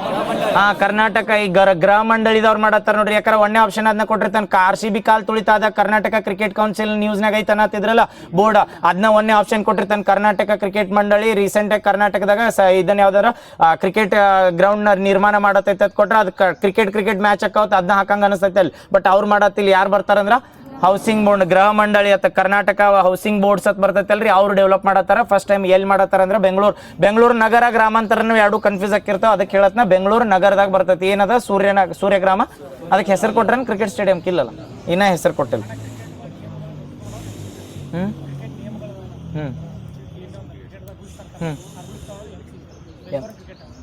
ಏನು ಮೆಲ್ಬೋರ್ನ್ ಕ್ರಿಕೆಟ್ ಬೋರ್ಡ್ ರೂಲ್ಸ್ ಮಾಡೋರಲ್ಲ, ಕರೆಕ್ಟ್. ನೆಕ್ಸ್ಟ್ ಇದು ಬಂತಲ್ರಿ ಪರಿವರ್ತನಾ ಸ್ಕೀಮ್ ಅಂತ ಹೇಳಿದ್ವಲ್ಲ. ಪರಿವರ್ತನಾ ಯಾರು ಮಾಡ್ತಾರೆ ಹೇಳ್ರಿ? ಎಲ್ಲಿ ಮಾಡ್ತಾರೆ ಪರಿವರ್ತನಾ ಸ್ಕೀಮ್? ಅಥವಾ ಯಾವ ಮಿನಿಸ್ಟ್ರಿದವ್ರು ಮಾಡ್ತಾರೆ? ಇದು ಆಲ್ ಓವರ್ ಇಂಡಿಯಾನ ಬರ್ತೈತೆ. Ministry of housing and urban affairs. Parivartana ಹೇಳಿದ್ವಲ್ಲ ನೀನು, ಎದ್ರ ಸಲ್ಮಾನ್ ಮಾಡ್ತಾರೆ ಪರಿವರ್ತನಾ ಸ್ಕೀಮ್? ಆಪ್ಷನ್ ಕೊಡ್ಲಿ. Ministry of environment, ministry of ಆಮೇಲೆ ministry of housing and urban affairs, ministry of rural development. Housing and urban affairs. ಇಲ್ಲಾರ ಅವ್ರು ಎಕ್ಸ್ಪ್ಲನೇಷನ್ ಕೊಟ್ಟಂಗೆ ಮಾಡು ಅಥವಾ ಪೊಲ್ಯೂಷನ್ ರಿಲೇಟೆಡ್ ಮಾಡಿ ಏನೇ ಕೊಟ್ರ ಅಂತೇಳಿ ಪರಿವರ್ತನಾ ಸ್ಕೀಮ್ ಮಾಡಿದವ್ರ ministry of housing and urban affairs. But ನಾ ಹೇಳಿದ್ದೇನಂದ್ರೆ ಡೆಲ್ಲಿ ಮತ್ತು ಡೆಲ್ಲಿ NCR ಅಂತ ಹೇಳಿ. Ministry of housing and urban affairs ಅನ್ನೋದೈತಲ್ಲ ಪೂರ್ತಿ all over India. Central ministry ಏನು ಬರ್ತಾವಲ್ರಿ ಆಲ್ ಓವರ್ ಇಂಡಿಯಾ ಎಲ್ಲ ಸ್ಟೇಟ್ ಅದ್ರ ಮಿನಿಸ್ಟ್ರಿಯಿಂದನೂ ವರ್ಕ್ ಮಾಡಿಸ್ತಿರ್ತಾರೆ. ಬಟ್ ಈ ಪ್ರೆಸೆಂಟ್ ಇಂಪ್ಲಿಮೆಂಟ್ ಏನು ಮಾಡತ್ತಾರ ಅಂದ್ರೆ ಡೆಲ್ಲಿ ಮತ್ತು ಡೆಲ್ಲಿ NCR ರೀಸನ್ದಾಗ ಪರಿವರ್ತನಾ ಸ್ಕೀಮ್ ಅಂಡರ್ ಏನು ಬ್ಯಾನ್ ಮಾಡತ್ತಾರ ಹೇಳ್ರಿ? ಏನು ಯೂಸ್ ಮಾಡಬೇಡತ್ತ ಹೇಳ್ಯಾರ? 15 ವರ್ಷಕ್ಕಿಂತ ಹಳೆ ವೆಹಿಕಲ್ಗಳ BS6 ಬ್ಯಾನ್ ಮಾಡ್ಯಾರ, BS4ಗಳು ನಿಷೇಧ ಮಾಡ್ಯಾರ. BS4ಗಳು ಯಾಕಂದ್ರೆ ಈಗ ರೀಸೆಂಟಾಗಿ BS6ಗಳನ್ನೆಲ್ಲ ಏನು ಬಂದರೆ ಆ್ಯಕ್ಟಿವ್ ಮಾಡ್ಯಾರ. ಯಾಕಂದ್ರೆ ಎಥೆನಾಲ್ ರಿಲೇಟೆಡ್ ಅಥವಾ ಎಫಿಷಿಯನ್ಸಿ ಕಡಿಮೆ ಆಗತ್ತೈತಿಲ್ಲ, ಅದಕ್ಕೆ ಇದನ್ನೇನೋ ಅಡ್ಜಸ್ಟ್ ಆಗುವಂಥದ್ದು ಇಂಜಿನ್ನ ರೆಡಿ ಮಾಡಿರತ್ತೆ. ಇದು ಯಾವ್ದಾದ್ರು BS6ಗಳು ಅಲೌ ಮಾಡತ್ತಾರ. ಬಟ್ BS4 ಇಂಜಿನ್ ಅದಲ್ಲ ಅವು ಹೈಯೆಸ್ಟ್ ಪೊಲ್ಯೂಷನ್ ಮಾಡ್ತಾವ, ಅವ್ನು ಬ್ಯಾನ್ ಮಾಡ್ಯಾರ. ಯೂತ್ರೊಳಗು BS ಸ್ಟೇಜ್ನಾಗ ಅದು ಕೇಳಿದತ್ತೇಳಿ BS4ನೆಲ್ಲ ನಿಷೇಧ ಮಾಡ್ತಾರೆ. ಎಲ್ಲಿ ಅಂದ್ರೆ ಡೆಲ್ಲಿ ಮತ್ತು ಡೆಲ್ಲಿ NCR ರೀಸನ್. ನೆನಪಿರ್ತೈತಲ್ಲ ಡೆಲ್ಲಿ NCR ರೀಸನ್ದಾಗ ಎಷ್ಟು ಸ್ಟೇಟ್ ಬರ್ತಾವ್ರಿ? 4 ಸ್ಟೇಟ್. ಯಾವ್ದು ರೀಸೆಂಟಾಗಿ ಸಿಟಿಗಳು ಡೆವಲಪ್ ಮಾಡತ್ತಾರೆ ಡೆಲ್ಲಿ NCR ರೀಸನ್ದಾಗ? ನಮೋ ಸಿಟೀಸ್ ಅಂತ ಬರ್ತಾವ. ನೆನಪೈತಲ್ಲ ನರೇಂದ್ರ ಮೋದಿ ಸಿಟೀಸ್. ಅದು ನಮೋ ಅಂದ್ರೆ ನರೇಂದ್ರ ಮೋದಿ ಅಂತ ಕೊಡ್ತಾರ ಅವ್ರು ಟ್ಯಾಗ್ಲೈನ್. ನಮೋ ಸಿಟೀಸ್ ಡೆವಲಪ್ ಮಾಡತ್ತಾರ ಡೆಲ್ಲಿ NCR ರೀಸನ್ದಾಗ. 4 ಸ್ಟೇಟ್. ಡೆಲ್ಲಿ ಬಿಟ್ಟು 3 ಯಾವ ಹೇಳ್ರಿ? ಹರಿಯಾಣ, ರಾಜಸ್ಥಾನ, ಉತ್ತರ ಪ್ರದೇಶ. ನೆನಪಿರ್ತೈತಲ್ಲ ಯಾವ ಇಯರ್ ತನ ಅದು NCR ಅಥವಾ national capital reason development plan ಅಂತಂದ್ರೆ ಆ ರೀಸನ್ ಒಳಗೆ ಏನು ಮಾಡ್ಬೇಕಂದ್ರೆ ಪೂರ್ತಿ ಅವ್ರ ರೀಸನ್ ಡೆವಲಪ್ ಆಗ್ಬೇಕು. 2040-41 ಇದು ಎದಕ್ಕೆ ನೆನಪಿಟ್ಕೋರಿ ಅಂದ್ರೆ ಡೆಲ್ಲಿದೊಳಗೆ ಏನು ಪ್ರಾಜೆಕ್ಟ್ ಮಾಡತ್ತಾರಲ್ರಿ ಡೆಲ್ಲಿ ಒಳಗೆ ರೀಸೆಂಟಾಗಿ ಅಥವಾ ಡೆಲ್ಲಿ ಸರೌಂಡಿಂಗ್ ಈ ಉತ್ತರ ಪ್ರದೇಶ, ರಾಜಸ್ಥಾನ, ಹರಿಯಾಣ ಇವ್ರೊಳಗಿನ ಸಮ್ ಏನಂದ್ರೆ ಹಳ್ಳಿಗಳನ್ನ ಅಥವಾ ಅದ್ರ ರಿಲೇಟೆಡ್ ಅದು ಡೆಲ್ಲಿಗೆ ಬಾರ್ಡರ್ ಹಂಚ್ಕೊಂಡಿದ್ದು ಏನು ಹಳ್ಳಿಗಳು ಬರ್ತಾವಲ್ಲ ಅವನ್ನೆಲ್ಲ ಡೆವಲಪ್ ಮಾಡ್ಬೇಕಂದ್ರೆ ಯಾಕೆ ಡೆವಲಪ್ ಮಾಡ್ಬೇಕಂದ್ರೆ ಡೆಲ್ಲಿ ಏನೈತಿಲ್ಲ ಅದು ಶಾರ್ಟ್ ಅಟ್ಟ ಆಕತ್ ಕ್ಯಾಪಿಟಲ್ ರೀಸನ್ ಬಂದ್ರೆ ಅದ್ರ ಸರೌಂಡಿಂಗ್ ಇದ್ದಿದ್ದು ಏರಿಯಾ ಡೆವಲಪ್ ಮಾಡ್ರೆ ಔಟ್ ಆಫ್ ಕಂಟ್ರಿದವ್ರು ಬಂದಾಗ ನಮಗೆ ಅಲ್ಲಿ ಏನಾರ ಹೊಸ ಇನ್ವೆಸ್ಟ್ಮೆಂಟ್ ಮಾಡೋಕ್ಕಾಗಲಿ ಏನೇ ಮಾಡೋಕ್ಕಾಗಲಿ ಟೈಮ್ ಜಾಗ ಸಿಗ್ತೈತಲ್ಲ ಅದ್ರ ಸಂಬಂಧ ಡೆಲ್ಲಿ ಅಥವಾ NCR ಡೆವಲಪ್ಮೆಂಟ್ ಪ್ರಾಜೆಕ್ಟ್ ಅಂತ ಯಾವ ಇಯರ್ ತನ ಐತಂದ್ರೆ ಟಾರ್ಗೆಟ್ 2041. ಇದನ್ನ ಏನ್ ಕೊಂಡಿರ್ತಾನೆ ಅಂದ್ರೆ 2047 ತನ ಪೂರ್ತಿ ಡೆಲ್ಲಿ ಅಥವಾ national capital reason development plan ಹಿಂಗ್ ಕೊಟ್ಟತ್ತೀನಿ 2041 ತನ ಮಾಡ್ಬೇಕಂದ್ರ ಅದ್ರ ಸಂಬಂಧ ರೀಸೆಂಟ್ ಆಗಿ ಯಾವ ಮಾಡತ್ತಾರ ಅಂದ್ರೆ ನಮೋ ಸಿಟೀಸ್ ಅಂತ ಬರ್ತಾವ. ನಮೋ ಸಿಟೀಸ್ ಎಷ್ಟು ಇಲ್ಲಾರ ಹಿಂಗೂ ಕೇಳ್ಬೋದು, ಬರೀ ಡೆಲ್ಲಿ ಹಾಕಲ್ದ ನಮೋ ಸಿಟೀಸ್ ಎಷ್ಟು ರಾಜ್ಯಕ್ಕೆ ಸಂಬಂಧಿಸಿ ಅವತ್ತು ಕೇಳಿದ್ರು ನೆನಪಿರ್ತೈತಿಲ್ಲ. ಒಂದು ಕೇಂದ್ರಾಡಳಿತ ಬರ್ತೈತಿ, 3 ರಾಜ್ಯಗಳು ಬರ್ತಾವ. ನಮೋ ಸಿಟೀಸ್ ಅದು ಕರೆಕ್ಟ್. ಅವ್ರು 3 ಇದನ್ನೇನ 4 ಸಿಟಿಗಳು ನೀಡಿದ 18 ಸಿಟಿ ನೋಡಿ ಡೆವಲಪ್ ಮಾಡ್ಬೇಕಂದ. ಇವ್ ನೆನಪಿರ್ತೈತಲ್ಲ ಸ್ಟೇಟ್ಗಳು ಕೇಳಿ ಏನ ಕೇಳಿ ಇವೇನ್ NCR ಅಂತ ಬಂದಾಗ ಅಷ್ಟನ ಡೆಲ್ಲಿ ಅಂದಾಗ ಡೆಲ್ಲಿ ಒಂದ ಬರ್ತೈತಿ. ಡೆಲ್ಲಿ NCR ರೀಸನ್ ಅಂತ ಕನ್ಸಿಡರ್ ಮಾಡಿದಾಗ ಏನ್ ಬರ್ತದೆ ಹರಿಯಾಣ ಕೂಡ್ಬೇಕು, ಮತ್ತೆ ಅದ್ರ ಜೋಡ ಯಾವ್ದಂದ್ರೆ ರಾಜಸ್ಥಾನ ಕೂಡಿಸ್ಬೇಕು. ಹಿಂಗೆ ಬರ್ತದೆ. ರಾಜಸ್ಥಾನ, ಉತ್ತರ ಪ್ರದೇಶ, ಹರಿಯಾಣ ಇವು ಸಿರೀಸ್ ಬರ್ತಾವಲ್ಲ ನೆನಪಿರ್ತದೆ. ಯಾವ ಇಯರ್ ತನ ಡೆಲ್ಲಿ ಡೆವಲಪ್ಮೆಂಟ್ ಪ್ರಾಜೆಕ್ಟ್ ಐತಿ 2041. ರೀಸೆಂಟಾಗಿ ಹೇಳ್ರಿ ನೋಡು, ಡೆಲ್ಲಿ ಒಳಗೆ ಚೇಂಜ್ ಮಾಡಿದ್ದು ಸೆಂಟ್ರಲ್ ವಿಸ್ತಾ ಪ್ರಾಜೆಕ್ಟ್. ಮತ್ತು ಇದನ್ನು ಕೇಳಿರ್ತಾರ ಏನಂದ್ರೆ ಡೆಲ್ಲಿ ಡೆವಲಪ್ಮೆಂಟ್ ಪ್ರಾಜೆಕ್ಟ್ ಅಂತೇಳಿ ಅಥವಾ NCR ಡೆವಲಪ್ಮೆಂಟ್ ಪ್ರಾಜೆಕ್ಟ್ ಯಾವ ಇಯರ್ ತನ ಅಂದ್ರೆ 2041. ಅದು ಸೆಂಟ್ರಲ್ ವಿಸ್ತಾ ಪ್ರಾಜೆಕ್ಟ್ ಅಂಡರ್ ಬರ್ತೈತೆ ಅಂತ ಕೇಳಿದ್ರೆ ಸೆಂಟ್ರಲ್ ವಿಸ್ತಾ ಪ್ರಾಜೆಕ್ಟ್ ಅದಕ್ಕೆ ಸಂಬಂಧ ಬರಂಗಿಲ್ಲ. ಇದು ನೆನಪಿಟ್ಕೊಳ್ಳಿ. ಸೆಂಟ್ರಲ್ ವಿಸ್ತಾ ಡೆವಲಪ್ಮೆಂಟ್ ಪ್ರಾಜೆಕ್ಟ್ ಎದ್ರ ಸಂಬಂಧ ಐತೆ ಅಂದ್ರೆ ಓನ್ಲಿ ಕರೆಕ್ಟ್ ಗೌರ್ಮೆಂಟ್ ಡೆವಲಪ್ಮೆಂಟ್. ಇವು ಪಾರ್ಲಿಮೆಂಟ್ ಆಗಲಿ ಅಥವಾ ಪ್ರಧಾನ ಮಂತ್ರಿ ಆಫೀಸ್ ಆಗಲಿ ಅಥವಾ ರಾಜಪಥ, ಕರ್ತವ್ಯ ಪಥ ಏನು ಡೆವಲಪ್ ಮಾಡ್ತಾರಲ್ಲ ಇದು ಅಟ್ಟ central vista project under develop ಮಾಡ್ತಾರೆ. But Delhi NCR region project ಏನೈತಿಲ್ಲ ಇದು ಏನು ಮಾಡ್ತಾರೆ ಅಂದ್ರೆ ಅದು ಪೂರ್ತಿ ನಮ್ಮ 3 ಸ್ಟೇಟ್ ಏನು ಹಳ್ಳಿಗಳದಲ್ಲ ಅವನ್ನೆಲ್ಲ ಡೆವಲಪ್ ಮಾಡ್ಬೇಕಂದ್ರೆ ನಮ್ಮ ಸಿಟೀಸ್ ಅದು ಗೊತ್ತಾಗತ್ತವಲ್ಲ. ಸೆಂಟ್ರಲ್ ವಿಸ್ತಾ ಪ್ರಾಜೆಕ್ಟ್ ಯಾಕೆ ಹೇಳಿ ಅಂದ್ರೆ ರೀಸೆಂಟಾಗಿ ಅದ್ರದ್ದು ರೀನೇಮ್ ಮಾಡ್ತಾರೆ. ಕೇಳ್ಬೋದು ಸೆಂಟ್ರಲ್ ವಿಸ್ತಾ ಪ್ರಾಜೆಕ್ಟ್ ಅಂತ ಎಲ್ಲಿ ಬರ್ತದೆ ಓನ್ಲಿ ಡೆಲ್ಲಿಗೆ ಬರ್ತದೆ. ಹೊಸ ಪಾರ್ಲಿಮೆಂಟ್ ಡೆವಲಪ್ ಮಾಡಿದ್ದು ಯಾವ ಯೋಜನೆ ಅಂಡರ್ ಅಂತ ಕೇಳ್ರ ವಿಸ್ತಾ ಸೆಂಟ್ರಲ್ ಯೋಜನೆ ಅಂತ ಬರ್ತದೆ. ಅದ್ರ ಅಂಡರ್ ಈಗ ರೀಸೆಂಟಾಗಿ ನರೇಂದ್ರ ಮೋದಿ ಸೇವಾ ತೀರ್ಥ ಮಾಡ್ತೀವಲ್ಲ PMO ಆಫೀಸ್ ಇದೆ, ಇವೆಲ್ಲ ಸೆಂಟ್ರಲ್ ವಿಸ್ತಾ ಪ್ರಾಜೆಕ್ಟ್ ಅಂಡರ್ ಬರ್ತಾವೆ. ಸೆಂಟ್ರಲ್ ವಿಸ್ತಾ ಪ್ರಾಜೆಕ್ಟ್ಗೆ ಏನತ್ರ ರೀನೇಮ್ ಮಾಡ್ರು ಕರ್ತವ್ಯ ಭವನ ಏನ ಸಂಕೀರ್ಣ, ಕರ್ತವ್ಯ ಭವನ್ ಸಂಕೀರ್ಣ ಅಂತ ಮಾಡ್ಯಾರ. ನೆನಪಿರ್ತೈತಲ್ಲ. ಕರ್ತವ್ಯ ಭವನ ಅಂದ್ರೆ ಕರ್ತವ್ಯ ನಿರ್ವಹಿಸು ಎಲ್ಲ ಆಫೀಸ್ಗಳು ಅಥವಾ ಸೆಂಟ್ರಲ್ ರಿಲೇಟೆಡ್ ಕೇಂದ್ರ ಸರ್ಕಾರದ ಏನ್ ಬರ್ತಲ್ಲ ಅವನ್ನ ಡೆವಲಪ್ ಮಾಡ್ತಿರ್ತಾರ. ಅದಕ್ಕೆ ಸೆಂಟ್ರಲ್ ವಿಸ್ತಾ ಪ್ರಾಜೆಕ್ಟ್ ಅದ ಅಂದ್ ಏನತ್ತಾರ ಅದಕ್ಕೆ ರೀನೇಮ್ ಮಾಡ್ಯಾರ ತೇತಾರ. ನೆನಪಿರ್ತೈತಲ್ಲ. ಇವು ಸೆಂಟ್ರಲ್ ವಿಸ್ತಾ ಪ್ರಾಜೆಕ್ಟ್ ಬಂದಾಗ ಈಗ ಹೇಳ್ರಿ ನೋಡು ನರೇಂದ್ರ ಮೋದಿ ಆಫೀಸ್ ಇದೆ ಹೇಳ್ರಲ್ಲ, ಸೇಮ್ ಹಂಗ ರಾಷ್ಟ್ರಪತಿ ಅವ್ರ ಮಂಟಪದಾಗ ರಾಷ್ಟ್ರಪತಿ ಭವನದಾಗ 2 ರೀನೇಮ್ ಮಾಡ್ತಾರೆ. ಯಾವ ಹೇಳ್ರಿ 2 ಹಾಲ್ಗಳು ಇರ್ತಾವ. ಅಶೋಕ ಹಾಲ್ ಹತ್ತಿತ್ತು ಅದನ್ನೇನ್ ಮಾಡ್ತಾರ ಅಶೋಕ ಮಂಡಪಂ. ಅಶೋಕ ಹಾಲ್ ಇದ್ದಿದ್ದು ಏನತ್ ಮಾಡ್ರ ನಾಳೆ ಆಪ್ಷನ್ ಕೊಡಾಗ ಅಶೋಕ ಮಂಡಪಮ, ಅಶೋಕ ಕ್ರೀಡೆ ಏನ್ ಬೇಕಾದ ಅವ್ರ ಆಪ್ಷನ್ ಕೊಡ್ಬೋದು. ಅಶೋಕ ಮಂಡಪಂ ಅಂತ ಮಾಡ್ತಾರೆ. ಇನ್ನೊಂದು ದರ್ಬಾರ್ ಹಾಲ್ ಹತ್ತಿತ್ತು. ದರ್ಬಾರ್ ಹಾಲ್ ಅಂದ್ರೆ ಅಲ್ಲೆಲ್ಲ ಮೀಟಿಂಗ್ ನಡೀತಿದ್ರಿ. ಇದನ್ನ ರಾಷ್ಟ್ರಪತಿ ಅಥವಾ ರಾಷ್ಟ್ರಪತಿ ಭವನ ಅಂತ ಕರಿತೀವಲ್ಲ, ಅತಿ ದೊಡ್ಡದ ಮನಿ ಅಂತ ಎದಕ್ಕೆ ಕರಿತೀವಿ ಅಂದ್ರೆ ಫಾರಿನ್ ಡೆಲಿಗೇಟ್ಸ್ ಬಂದ್ರೆ ಅಥವಾ ಏನೋ ಮೀಟಿಂಗ್ ಹಾಕಲ್ಲ ಅಲ್ಲೇ ಹಾಕಿರ್ತಾವ.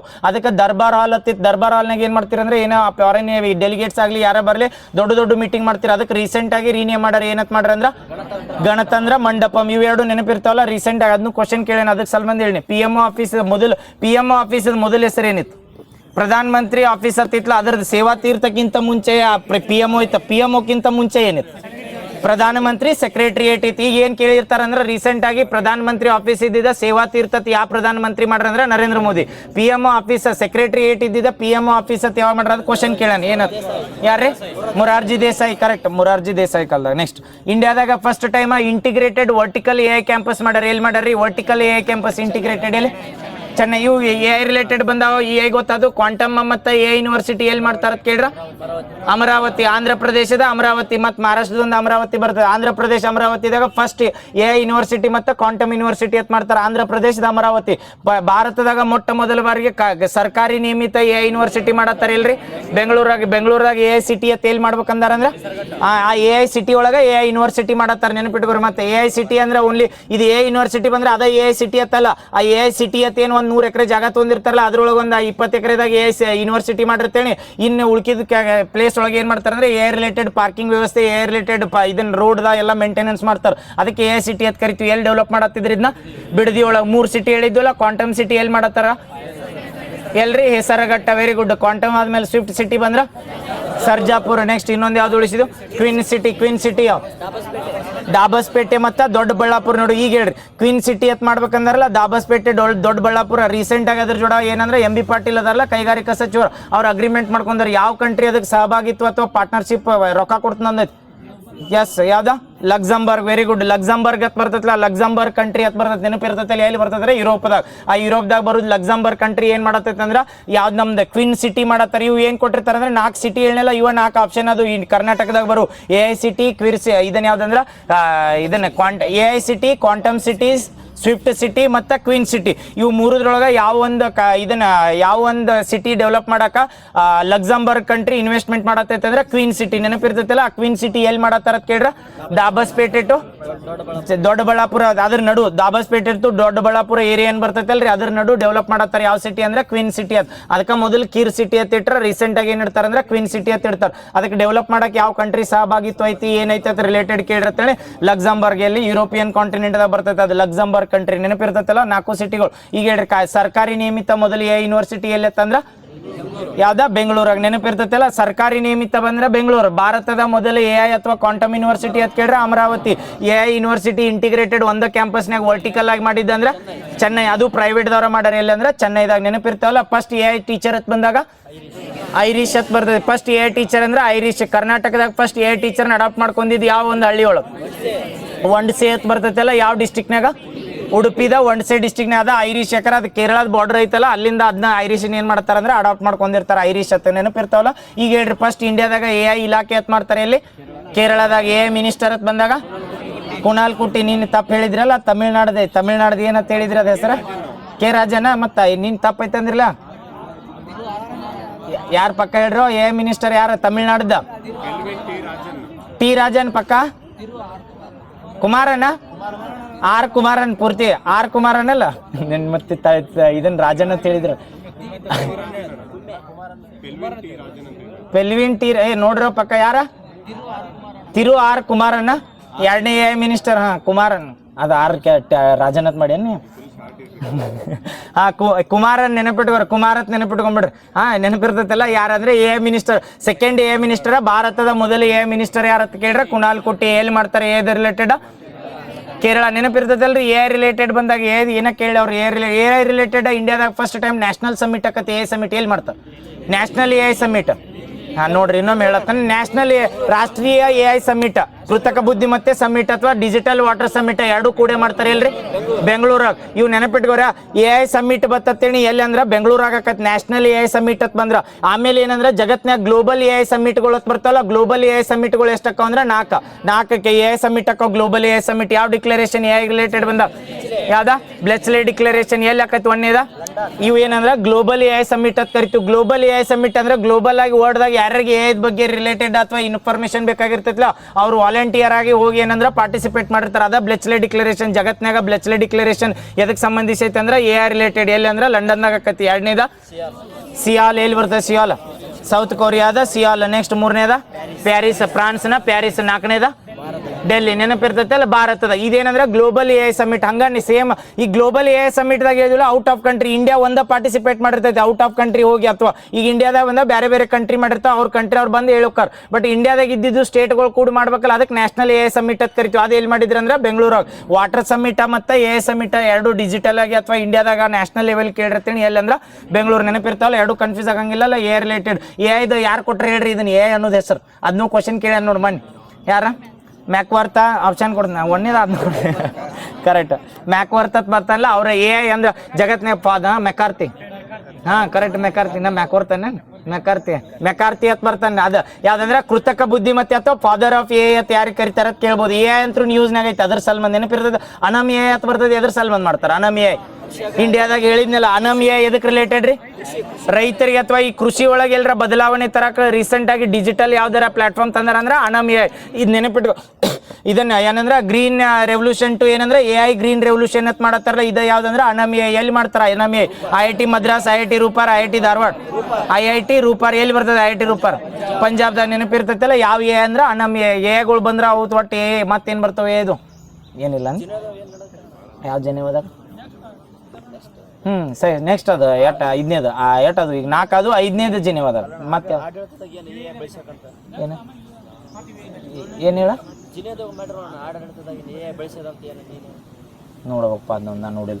ಅದು ಇನ್ನೊಂದು ಮಾಡ್ತಾರೆ AI ಮಿನಿಸ್ಟರ್. ಈಗ ಇನ್ನೊಂದು ಅದು ಜಗತ್ನಾಗ ಫಸ್ಟ್ ಟೈಮ್ AI ಮಿನಿಸ್ಟರ್ ಮಾಡಿರ್ತಾರೆ. ಯಾವ್ದ್ರಿ? ಇದು ಇವು ಎರಡು ಕನ್ಫ್ಯೂಸ್ ಆಗಬಾರ್ದಂದ್ರೆ ಹೇಳ್ತಾನೆ ನೋಡಿ. ನಮ್ಮಲ್ಲಿ ಕೇಳಿದಾಗ AI ಮಿನಿಸ್ಟರ್ ಅಂತ ಇಂಡಿಯಾದ ಮೊದಲು AI ಮಿನಿಸ್ಟರ್ ಅಂದಾಗ AI ಮಿನಿಸ್ಟರ್ ಅಂದಾಗ ಅದು ರೋಬೋಟ್ ಇಲ್ರಿ, ಆ ಮನುಷ್ಯನದ ನಾವು ಕುಣಾಲ್ ಕುಟ್ಟಿ ನಾವು. ಬಟ್ ಜಗತ್ನಾಗ ಫಸ್ಟ್ AI ಮಿನಿಸ್ಟರ್ ಅಂತ ಕರಿತಿಲ್ಲ. ಅದೇನಿತ್ತಂದ್ರೆ ಡೆಲ್ಲಾ ಹತ್ತಿತ್ತು ನೋಡಿ. ಎಲ್ಲಿ? ಯಾವ ಕಂಟ್ರಿ? ಅಲ್ಬೇನಿಯಾದ ಡೆಲ್ಲಾ ಅಂತ ಬರ್ತದಿಲ್ಲ. ಅದೇನಿತ್ತಂದ್ರೆ ರೋಬೋಟ್ ಇತ್ತು ರೀ. ಎದ್ರ ಸಲ ರೋಬೋಟ್ ಇತ್ತು. ಮನುಷ್ಯ ಅಲ್ಲ. ಅದೇನಂದ್ರೆ ಮಿನಿಸ್ಟರ್ ನಮ್ಮಲ್ಲಿ ಹಂಗೆ ಮಿನಿಸ್ಟರ್ಗಳು ಅಥವಾ ಮಂತ್ರಿಗಳು ಹತ್ತಿಲ್ಲ ಹಂಗಿರಲ್ಲ. ಅದು ರೋಬೋಟ್ ಇರ್ತೈತಿ. ಅದು ಎದ್ರ ಸಲ್ಮಂದ್ ಮಾಡಿದ್ರೆ ಕರಪ್ಷನ್. ಅದೇನು ಎದಕ್ಕೆ ಅದನ್ನ ಕರಪ್ಷನ್ಗೆ ಇಟ್ರೆ ಅಂದ್ರೆ ಬೇರೆ ಯಾವಾರ ಮಾಡಂದ್ರೆ ಅವ್ಕೆ ಮಾತಾಡಬೇಕು, ಅಲ್ಲಿ ಹೋಗಿ ನೋಡ್ಬೇಕು. ಅದು ಭಾವನೆಗಳಿಗೆ ಸ್ಪಂದಿಸಕ್ಕೆ ಆಗಂಗಿಲ್ಲ. ಅದಕ್ಕೆ ಏನು ಕಂಟ್ರೋಲ್ ಮಾಡಿರ್ತೀವಿ ಅದ್ರ ಮೇಲೆ. ಬಟ್ ಕರಪ್ಷನ್ಗೆ ಯಾಕೆ ಇಟ್ರೆ ಅಂದ್ರೆ ಆಲ್ರೆಡಿ ಎಲ್ಲ ಟ್ರಾನ್ಸ್ಪರೆನ್ಸಿ ಡಿಜಿಟಲ್ ಆಗಿರ್ತದೆ. ಒಂದು ಕೇಸ್ನಾಗ ಎಲ್ಲರ ಡಿಜಿಟಲ್ ವೈಲೇಷನ್ ಆಗ್ತತಿ ಗೊತ್ತಾಗ್ಬಿಡ್ತೈತೆ ಅಲ್ಲಿ ಕರಪ್ಷನ್ ಆಗೈತೋ ಇಲ್ಲ ಅಂತೇಳಿ. ಅದಕ್ಕೆ ಕರಪ್ಷನ್ ಮಿನಿಸ್ಟರ್ ಮಾಡಿರ್ತಾರೆ ಜಗತ್ನಾಗ ಫಸ್ಟ್ ಟೈಮ್. ಎಲ್ಲಿ ಅಂದ್ರೆ ಡೆಲ್ಲಾ. ಅಲ್ಬೇನಿಯಾದ ಡೆಲ್ಲಾ ಅಂತ ಬರ್ತದೆ. ಕರೆಕ್ಟ್. ನೆಕ್ಸ್ಟ್ ಪೀಪಾದ್ ಬಂದಾಗ ಹೇಳಿದ್ರಲ್ಲ ನೀನು. ಪೀಪಾದು ಬಡ ಹೇಳ್ತೀರಿ ಮತ್ತೆ. ಹೇಳ್ರಿ ಬಡ. ಪೀಪಾ ಆತಿಥ್ಯ ವಹಿಸಿದ್ದು ಯಾವ್ದು? ಎಷ್ಟನೇ ಎಡಿಷನ್ ಇದು? 23 24 ಈಗ ಯಾಕಂದ್ರೆ 23ನೇ ಎಡಿಷನ್ ಇದು 23ನೇ ಎಡಿಷನ್ ಗೆದ್ದಿದ್ದು ಯಾವ್ದಂದ್ರೆ ಸ್ಪೇನ್, ಸೋತಿದ್ದ ಅರ್ಜೆಂಟೀನಾ. ನೆನಪಿರ್ತೈತಲ್ಲ ಆತಿಥ್ಯ ವಹಿಸಿದ ರಾಷ್ಟ್ರಗಳತ್ ಕೇಳ್ರ ಮೆಕ್ಸಿಕೋ, ಅಮೇರಿಕಾ, ಕೆನಡಾ. ನೆನಪಿರ್ತೈತಲ್ಲ ಮೆಕ್ಸಿಕೋ, ಅಮೇರಿಕಾ, ಕೆನಡಾ. ಈಗ ಫೈನಲ್ ಎಲ್ಲಿ ಆಗಿತ್ತಂದ್ರ ಅಮೇರಿಕಾದ ನ್ಯೂ ಜೆರ್ಸಿ ಅಂತ ಬರ್ತದೆ. ನ್ಯೂಯಾರ್ಕ್ ಸಿಟಿ ಒಳಗೆ ಬರ್ತದೆ ನ್ಯೂ ಜೆರ್ಸಿ ಅಂತ. ಅವ ನಿಯರ್ ಬರ್ತೈತೆ ಅದಕ್ಕೆ ನ್ಯೂಯಾರ್ಕ್ ಅಥವಾ ನ್ಯೂ ಜೆರ್ಸಿ ಅಂತ ಕರಿತಾರೆ. ಯಾವ್ದಂದ್ರೆ ಅಮೇರಿಕಾದಾಗ ಏನತ್ತಂದ್ರೆ ಫೈನಲ್ ಪಂದ್ಯ ಆತ. ಇನಾಗ್ರೇಷನ್ ಮ್ಯಾಟ್ರ್ ಎಲ್ಲಿ ಆಗಿತ್ತು ಮೆಕ್ಸಿಕೋದ. ಎಲ್ಲಿ ಪ್ಲೇಸ್ ಮೆಕ್ಸಿಕೋದ ಯಾವ್ದು ಬರ್ತದೆ ಮೆಕ್ಸಿಕೋದ ಯಾವುದೋ ಐತಲ್ಲೋ ಮೆಕ್ಸಿಕೋದ ತಡಿ ಯಾವುದೋ ಐತಿ ಎಸ್ಟಾಡಿಯೋ ಅಜೆಕ್ಟಿನ ಮೆಕ್ಸಿಕೋ ಸಿಟಿದಾಗ ಬರ್ತದೆ ನೋಡಿ. ಅಜೆಟ್ಕಾ ಅಂತ ಕರ್ತಾರೆ. ಅಜೆಟ್ಕಾ ಅಂತ ಬರ್ತದೆ ಅಲ್ಲೇ ಮೆಕ್ಸಿಕೋದ.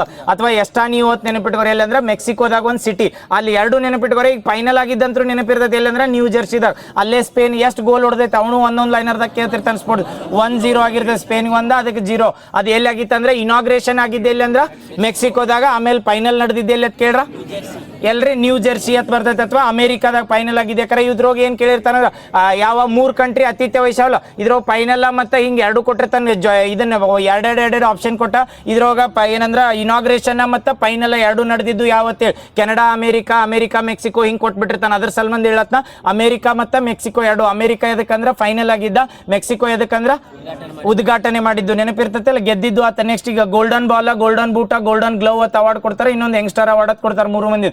ಗೋಲ್ಡನ್ ಬಾಲ್ ಅವಾರ್ಡ್ ಯಾರಿಗೆ ಕೊಡ್ತಾರ ಯಾವ್ದಾ ರೋಡ್ರಿ. ಗೋಲ್ಡನ್ ಬಾಲ್ ಅವಾರ್ಡ್ ಅಂತ ಕೊಡ್ತಾರಲ್ಲ ರೋಡ್ರಿ. ಯಾವ ಕಂಟ್ರಿ ಅಂದ್ರೆ ಸ್ಪೇನ್. ಅವ್ ಕಂಟ್ರಿ ಮೇಲೂ ಡಿಪೆಂಡ್ ಆಗತ್ತೆ. ಸ್ಪೇನ್ ಕಂಟ್ರಿದವ್ರು ಯಾವ್ದಂದ್ರೆ ಗೋಲ್ಡನ್ ಬಾಲ್ ಅಂತ ಕೊಡ್ತಾರೆ. ಗೋಲ್ಡನ್ ಯಾವ್ದಂದ್ರೆ ಬೂಟ್ ಅಥವಾ ಹೈಯೆಸ್ಟ್ ಗೋಲ್ ಒದ್ದವ್ರ ಅಂತ ಕರೀತಾರೆ. ಯಾರ ಕಿಲಿಯಾನ ಎಂಬಾಂಪೆ ಅವ್ರಂತೂ ನ್ಯೂಸ್ನಾಗ ಇದ್ರೆ. ಯಾವ್ದಂದ್ರೆ ಫ್ರಾನ್ಸ್. ಅದಾದ್ಮೇಲೆ ಇನ್ ಯಾವ್ದು ಹೇಳಿ ಗೋಲ್ಡನ್ ಗ್ಲೌ ಅಂತ ಹೇಳಿ ಗೋಲ್ ಕೀಪರ್. ಇಲ್ಲಾರ ನಾಳೆ ಗೋಲ್ಡನ್ ಗ್ಲೌ ಅಂತ ಕೇಳಿರಂಗಿಲ್ಲ. ಬೆಸ್ಟ್ ಗೋಲ್ ಕೀಪರ್ ಅವಾರ್ಡ್ ಪೀಪಾದಾಗ ಕೊಡ್ತಾರ. ಅದಕ್ಕೆ ಯಾವ್ದು ಗೋಲ್ಡನ್ ಗ್ಲೌ ಅತ್ತಾರೋ, ಗೋಲ್ಡನ್ ಬಾಲ್ ಅತ್ತಾರೋ, ಗೋಲ್ಡನ್ ಬೂಟ್ ಅತ್ತಾರೋ ಕರೀತಾರ. ಗೋಲ್ಡನ್ ಬೆಸ್ಟ್ ಗೋಲ್ ಕೀಪರ್ ಅಂದ್ರೆ ಒಂದು, ಅಥವಾ ಇದನ್ನೇ ಅಂದ್ರೆ ಗೋಲ್ಡನ್ ಗ್ಲೌಸ್ ಅಂದ್ರು ಒಂದು. ಗೋಲ್ಡನ್ ಗ್ಲೌಸ್ ಯಾರಿಗೆ ಕೊಟ್ರ ಯಾರ ಏನವನ ಹೆಸರ ಉನಾಯ್ ಸಿಮೋನ್ ಅಂತ ಬರ್ತಾನೆ. ಉನಾಯ್ ಸಿಮೋನ್ ಎಲ್ಲಿ ಯಾವ್ದಿರ ಸ್ಪೇನ್. ಉನಾಯ್ ಸಿಮೋನ್ ಯಾವ್ದಂದ್ರೆ ಸ್ಪೇನ್. ಗೊತ್ತಾದವಲ್ 3 ಒಂದೇದೇಳು ಬಾಲ್ ಯಾವ್ದ ರೋಡ್ರಿ. ಬಾಲ್ ಗೋಲ್ಡನ್ ಬಾಲ್ ಅಂತ ಬರ್ತದೆ. ಯಾರು ಅಂದ್ರೆ ರೋಡ್ರಿ. ಹೈಯೆಸ್ಟ್ ಗೋಲ್ ಕೀಪರ್ ಅಥವಾ ಬೆಸ್ಟ್ ಗೋಲ್ ಇದು ಸಾರಿ ಏನಂತಾರ ಬೆಸ್ಟ್ ಗೋಲ್ ಸ್ಕೋರರ್ ಅಂತ ಕರೀತಾರಲ್ಲ ಅದಕ್ಕೆ ಕಿಲಿಯನ್ ಎಂಬ. ಬೆಸ್ಟ್ ಗೋಲ್ ಸ್ಕೋರರ್ ಅಂತ ಕರೀತಾರ ಅಥವಾ ಗೋಲ್ ಒದ್ದವ್ರ ಅಂತ ಕರೀತಾರಲ್ಲ ಅದಕ್ಕೆ ಗೋಲ್ಡನ್ ಬಾಲ್ ಅಂತ ಇದನ್ನ ಸಾರಿ ಬೂಟ್ ಅಂತ ಅವಾರ್ಡ್ ಕೊಡ್ತಾರೆ. ಯಾರಂದ್ರೆ ಕಿಲಿಯನ್ ಎಂಬಾಂಪೆ. ಅದಾದ್ಮೇಲೆ ಬೆಸ್ಟ್ ಗೋಲ್ ಕೀಪರ್ ಅಥವಾ ಗೋಲ್ಡನ್ ಗ್ಲೌ ಅವಾರ್ಡ್ ಕೊಡ್ತಾರೆ. ಯಾರಂದ್ರೆ ಸೈಮೋನ್ ಅಂತ ನೆನಪಿಟ್ಕೊಂಡ್ಬಿಡ್ರಿ. ಸೈಮನ್ ಅಂತ ನೆನಪಿರ್ತೈತಲ್ಲ ರೋಡ್ರಿ. ಮತ್ತೆ ಯಾರು ನೆಕ್ಸ್ಟ್ ಕಿಲಿಯನ್ ಎಂಬಾಂಪೆ. ಅದೇಮೇಲೆ ಸೈಮನ್. ಇನ್ನೊಬ್ರಿಗೆ ಬರ್ತಾರೆ ಯಾರಂದ್ರೆ ಬೆಸ್ಟ್ ಯಂಗ್ ಪ್ಲೇಯರ್ ಅಂತ ಕೊಟ್ರೆ. ಯಾರಂದ್ರೆ ಪಾವೋ ಕ್ಯೂಬಾರಿಸ್ ಅಂತ ನೆನಪಿಟ್ಕೋರಿ. ಕ್ಯೂಬಾರಿಸ್ ಅಂತ ಬರ್ತಾವ. ಪಾವೋ ಕ್ಯೂಬಾರಿಸ್ ಒಂದರ ನೆನಪಿ. ಕ್ಯೂಬಾರಿಸ್ ಅರ ನೆನಪಿರ್ತಾವಲ್ಲ 4 ಹೇಳ್ತೀರಿ. ಪಾವೋ ನೆನಪಿಡ್ತಿ. ಪಾವ್ ನೆನಪಿಡ ಸಾಕು. ಪಾವ್ ನೆನಪಿಡ್ಬಿಡು. ಒಂದೇದು ಹಿಡ್ದ ಹೇಳ್ಬಿಡ್ರಿ. ಒಂದೇದು ಗೋಲ್ಡನ್ ಬಾಲ್ ಯಾರಿಗೆ ರೋಡ್ರಿ. ಆಮೇಲೆ ಗೋಲ್ಡನ್ ಬೂಟ ಎಂಬಾಂಪೆ. Golden ಗ್ಲೌಸ Simon. ಆಮೇಲೆ ಅದಾದ್ಮೇಲೆ ಯಾರು ಲಾಸ್ಟ್ ಬೆಸ್ಟ್ ಯಂಗ್ ಪ್ಲೇಯರ್ ಅಥವಾ ಯೂತ್ ಅಂತ ಕರೀತಾರೆ. ಯಾರಂದ್ರೆ ಪಾವು ಕರೆಕ್ಟ್. ಎಮರ್ಜಿಂಗ್ ಪ್ಲೇಯರ್ ಅಂತ ಕರೀತಾರೆ. ನೆಕ್ಸ್ಟ್ ಇದಾದ್ಮೇಲೆ ನೋಡ್ರಿ ಈಗ ಆತಿಥ್ಯ ವಹಿಸಿದ್ದು 3 ರಾಷ್ಟ್ರ ಇದ್ದು ಅಲ್ಲ. ಇದು ಇನ್ನೊಂದು ಏನು ವಿಶೇಷತೆ ಅಂದ್ರೆ ನಾಳೆ ಕೇಳ್ತಾರ ಹೈಯೆಸ್ಟ್ ಟೀಮ್ಗಳು ಪಾರ್ಟಿಸಿಪೇಟ್ ಮಾಡಿದ್ದು ಫಸ್ಟ್ ಫಿಫಾ ವರ್ಲ್ಡ್ ಕಪ್ ಯಾವ್ದು ಕೇಳ್ರೆ 2026 2026 ಅದ 48 ಟೀಮ್ಗಳು ಪಾರ್ಟಿಸಿಪೇಟ್ ಮಾಡ್ತಾವ. ಹೈಯೆಸ್ಟ್ ಟೀಮ್ಗಳು ಪಾರ್ಟಿಸಿಪೇಟ್ ಮಾಡಿದ್ದಂದ್ರೆ ಒಂದೊಂದು ಟೀಮ್ ಒಂದೊಂದು ಎಷ್ಟು ಯೂನಿಯನ್ ಅದಾವ ಅಂತೇಳಿ 6 ಯೂನಿಯನ್. ಆ 6 ಯೂನಿಯನ್ದಾಗ ಗೆದ್ದು ಬಂದಿರ್ತಾವಲ್ಲ ಅಂತ 48 ಟೀಮ್ಗಳು ಪಾರ್ಟಿಸಿಪೇಟ್ ಮಾಡಿ. ಇದು ಫಸ್ಟ್ ಫಿಫಾ ವರ್ಲ್ಡ್ ಕಪ್. ಇದು ಎಷ್ಟಂದ್ರೆ 48 ಟೀಮ್ ಅಥವಾ ಹೈಯೆಸ್ಟ್ ಟೀಮ್ ಪ್ರಕಾರ ಎಲ್ಲರ ಮಾಡಿದ್ದಂದ್ರೆ ಇದನ್ನ ಅಂತಾರ ಫಸ್ಟ್ ಫಿಫಾ ವರ್ಲ್ಡ್ ಕಪ್ ಯಾವ್ದಂದ್ರೆ 2026. ಫಿಫಾ ವರ್ಲ್ಡ್ ಕಪ್ ಎಷ್ಟು ವರ್ಷಕ್ಕೊಮ್ಮೆ ನಡೆಸ್ತಾರೆ? 4 ವರ್ಷಕ್ಕೊಮ್ಮೆ ನಡೆಸ್ತಾರಲ್ಲ. ಇದು 26 30 ಎಲ್ಲಿ ನಡೆಸ್ತಾರೆ? 3 ಕಂಟ್ರಿಗಳು ಕೊಟ್ರೆ ಅದನ್ನೂ ಹೇಳ್ಯಾರ. ಈಗ ಸ್ಪೇನ್ ಅಂತೂ ಗೆದ್ದಿದ್ದ ಕಂಟ್ರಿ ಇರ್ತದೆ. ಅದ್ರ ಜೋಡ ಪೋರ್ಚುಗಲ್ ಮೊರಾಕೊ ಇವು ಏನು ನೆನಪಿಟ್ಕೊಳ್ಬೇಕಂದ್ರೆ ಯುರೋಪ್ ಕಂಟ್ರಿದಾಗ ಇಲ್ಲಿ ತೆಗೆದ್ರೆ ಅಂತೇಳಿ ಸ್ಪೇನ್ ಬರ್ತೈತೆ. ಅದ್ರ ಮಗ್ಲ ಪೋರ್ಚುಗಲ್ ಐತಿ. ಇಲ್ಲಿ ಹೆಂಗೆ ಇವು 3 ಕಂಟ್ರಿ ನೆನಪಿಟ್ರಿಲ್ಲ. ಒಂದು ಮ್ಯಾಪ್ನಾಗ ನೋಡ್ರಿ ಹೋಗಿ ಕೂಡಲೇ ವರ್ಲ್ಡ್ ಮ್ಯಾಪ್ನಾಗ ಬರ್ತದೆ. ಇವು 3 ಕಂಟ್ರಿ ಅಲ್ಲೇ ಬರ್ತಾವೆ. ಸ್ಪೇನ್ ಅದ್ರ ಮಗ್ಲು ಪೋರ್ಚುಗಲ್, ಅದ್ರ ಕೆಳಗೆ ಯಾವ್ದಂದ್ರೆ ಮೊರಾಕೊ. ಈ ಮೊರಾಕೊ ಬರೋದು ಆಫ್ರಿಕಾ ಕಾಂಟಿನೆಂಟ್ದಾಗ ಬರ್ತೈತಿ. ಇವು ಏನು ಮ್ಯಾಲೆ 2 ಪೋರ್ಚುಗಲ್ ಮತ್ತು ಸ್ಪೇನ್ ಅದಾವಲ್ಲ ಇವು 2 ಯುರೋಪಿಯನ್ದಾಗ ಬರ್ತಾವೆ. ಅವ್ ಏನಕ್ಕೆ ಕೇಳಿ ಕನ್ಫ್ಯೂಸ್ ಆಗಕ್ಕೆ ಈ ಮ್ಯಾಪ್ ಪ್ರಕಾರ ನೆನಪಿಟ್ಕೊಂಡ್ಬಿಟ್ರೆ ಗೊತ್ತಾದವಲ್ಲ. Portugal Spain. ಯಾಕಂದ್ರೆ ಸ್ಪೇನ್ ಅಂತೂ ವಿನ್ನರ್ ಐತೆ. ಅವ್ರ ಅದಾರ ಇಲ್ಲಾರ 2030 ಫಿಫಾ ವರ್ಲ್ಡ್ ಕಪ್ ಎಷ್ಟು ಕಂಟ್ರಿಗಳು ಆತಿಥ್ಯ ವಹಿಸತ್ತ ಅಂದ್ರೆ ಅಲ್ಲಿ 3 ಕಂಟ್ರಿ ಯಾವ್ದಾರ ಮೊರಾಕೊ, ಅದ್ರ ಮೇಲೆ ಪೋರ್ಚುಗಲ್, ಸ್ಪೇನ್ ನೆನಪಿರ್ತಾವಲ್ಲ 3 country. Next 34 Saudi Arabia correct. ಅದನ್ನು ಬಿಡ್ ಮಾಡ್ಯಾರ 34. ನೆಕ್ಸ್ಟ್ ಇದು ಗೊತ್ತಾತಲ್ರಿ FIFA world cup related. FIFA world ಕಪ್ದು ಮಾಸ್ಕೆಟ್ ಗೊತ್ತದವಲ್ಲ ಇವು ನೆನಪಿಟ್ಕೋರಿ. ಈಗ ಗೆದ್ದಿದ ಅವನು ನೆನಪಿಟ್ಕೋತೆ. ಸ್ಪೇನ್ 2ನೇದು ಚಾಂಪಿಯನ್ಶಿಪ್. ಸ್ಪೇನ್ ಎಷ್ಟು 2ನೇದು ಅವು ಎಲ್ಲ ನೆನಪಿಲ್ಲ. Highest Brazil ಬಂದೈತಲ್ಲ. 5 ಬಾರಿ ಬ್ರೆಜಿಲ್ ತೊಗೊಂಡೈತಿ. ನೀ ಎಲ್ಲ ಬಿಡು ಹಾಂ ಎಲ್ಲಿ ಪೀಪಾದ ಮುಗೀತಲ್ಲ ಉಳ್ಕಿದ್ ಈಸ್ಟರ ಪರ್ಫೆಕ್ಟ್ ನೆನಪಿರ್ತಾವಲ್ಲ ಇಷ್ಟು ನೆನಪಿದ್ದು ಉಳ್ಕಿದ್ ಏನೇ ಕೊಟ್ಟರು ಒಂದು ಆಪ್ಷನ್ದಾಗ ಕೊಟ್ಟಿರ್ತಾನೆ ಅದಕ್ಕೆ ಎಲಿಮಿನೇಟ್ ಮಾಡಕ್ಕೆ ಇವರ ನೆನಪಿರ್ತಾವಲ್ಲ ಬಡ ಲಾಸ್ಟ್ ಹೇಳ್ತೀರಿ ಇನ್ನೊಮ್ಮೆ ಪೀಪಾ ಎಷ್ಟು ಕಂಟ್ರಿ ಆತಿಥ್ಯ ವಹಿಸಿದ್ದು ಈ ವರ್ಷ 8 ವರ್ಷಕ್ಕೊಮ್ಮೆ ನಡೆಸ್ತಾರಂದ್ರೆ 4 ವರ್ಷಕ್ಕೊಮ್ಮೆ ಹೈಯೆಸ್ಟ್ ಟೀಮ್ ಪಾರ್ಟಿಸಿಪೇಟ್ ಮಾಡಿದ್ದು ಪೀಪಾ ಯಾವ್ದಂದ್ರೆ ಇನ್ನೊಂದು ಕೇಳಿರ್ತಾರೆ ಇದ್ರ ಮೇಲೆ ಕ್ವಶನ್ ಏನು ಕೇಳಿದ್ರ ಪೀಪಾ ಇದನ್ನ ವರ್ಲ್ಡ್ ಕಪ್ ಅಂತ ಬರ್ತೈತಿ ಅದು ಪೀಪಾದ ಫುಲ್ ಫಾರ್ಮ್ ಏನು ಹೇಳ್ರಿ ನಾವು ಕೇಳಿ federation of international football association ಅದು federation of international football association ಬರ್ತದೆ ಹೆಡ್ ಕ್ವಾರ್ಟರ್ ಎಲ್ಲಿ ಬರ್ತದೆ ಜ್ಯೂರಿಚ್ ಎಲ್ಲಿ ಬರ್ತದೆ ಜ್ಯೂರಿಚ್ ಸ್ವಿಟ್ಜರ್ಲ್ಯಾಂಡ್ ನ ಜ್ಯೂರಿಚ್ನ ಬರ್ತದೆ ಇನ್ ಕ್ವಶನ್ ಏನ್ ಕೇಳಿದ್ ಗೊತ್ತಾನ ಇದ್ರ ಮೇಲೆ ಈ ಪೀಪಾ ವರ್ಲ್ಡ್ ಕಪ್ ಹೆಂಗ್ ಮಾಡ್ತೈತಿಲ್ಲ ಪೀಪಾ ಯಾವ್ಯಾವನ್ನ ಆರ್ಗನೈಸ್ ಮಾಡ್ತೈತೆ ಅಂತ ಕೇಳಿದ್ರಿ ಪೀಪಾದವ್ರು ಈ ಅಂಡರ್ 18 ಪೀಪಾ ವರ್ಲ್ಡ್ ಕಪ್ ಮಾಡ್ತಾರನ್ ಅಂಡರ್ 18 ಬರಂಗಿಲ್ಲ ಕ್ವಶನ್ ಕೇಳಿದ್ದು ಅದ್ರ ಮೇಲೆ ಹೇಳ್ರಿ 4 ತರ 5 ಮಾಡ್ತೈತಿ ಯಾವ್ದಂದ್ರೆ ಆರ್ಗನೈಸ್ ಮಾಡೋದು ಹೇಳ್ತು ಒಂದೇದು ಈಗ ಮಾಡಿದ್ದು ಯಾವ್ದಂದ್ರೆ ಪೀಪಾ ವರ್ಲ್ಡ್ ಕಪ್ ಇದು ಪೀಪಾ ಅನ್ನೋದು ಏನಂದ್ರೆ ಹೆಂಗ್ ನಮ್ಮಲ್ಲಿ BCCI ಇರ್ತದಲ್ಲ ಸೇಮ್ ಹಂಗ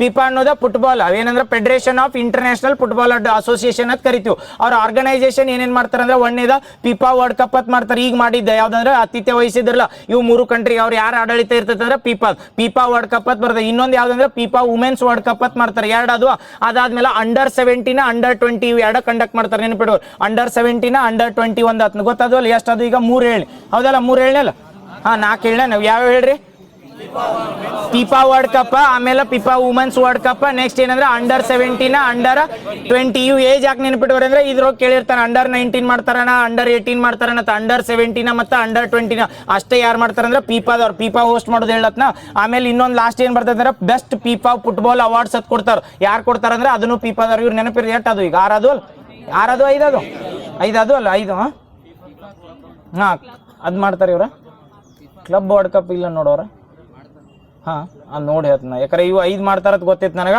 ಇವು 5 ನೆನಪಿರ್ತಾವಲ್ಲ ಹೇಳ್ರಿ ಯಾವ ಪೀಪಾ ವರ್ಲ್ಡ್ ಕಪ್ ಈಗ ಮಾಡಿದ್ದು ಪೀಪಾ ವರ್ಲ್ಡ್ ಕಪ್ ಅದಾದ್ಮೇಲೆ ವುಮೆನ್ಸ್ ವರ್ಲ್ಡ್ ಕಪ್ ಅದಾದ್ಮೇಲೆ ಅದ ಅಂಡರ್ 17 ಮತ್ತು ಅಂಡರ್ 20 ಅದು ಅಂಡರ್ 18 ಅಂತ ಒಂದ್ಸರಿ ಕೊಟ್ಟಿದ್ದು ನೋಡ್ರಿ ಅಂಡರ್ 18 ಕಂಡಕ್ಟ್ ಮಾಡಂಗಿಲ್ಲ ಪೀಪಾದವ್ರು ಅಂಡರ್ 17 ಮಾಡ್ತಾರೆ ಅಂಡರ್ 20 ಮಾಡ್ತಾರೆ ಅದಾದ್ಮೇಲೆ ಪೀಪಾ ವರ್ಲ್ಡ್ ಕಪ್ ಅವಾರ್ಡ್ಸ್ ಅಂತ ಕೊಡ್ತಾರೆ ಅಥವಾ ಪೀಪಾ ಬೆಸ್ಟ್ ಫುಟ್ಬಾಲ್ ಅವಾರ್ಡ್ಸ್ ಅಂತ ಕೊಡ್ತಾರಲ್ಲ ಅದು ಯಾರಂದ್ರೆ ಪೀಪಾದವ್ರು ಹಾಂ ಹೇಳ್ರಿ ಯಾರು ಕರೆದ್ರೇನ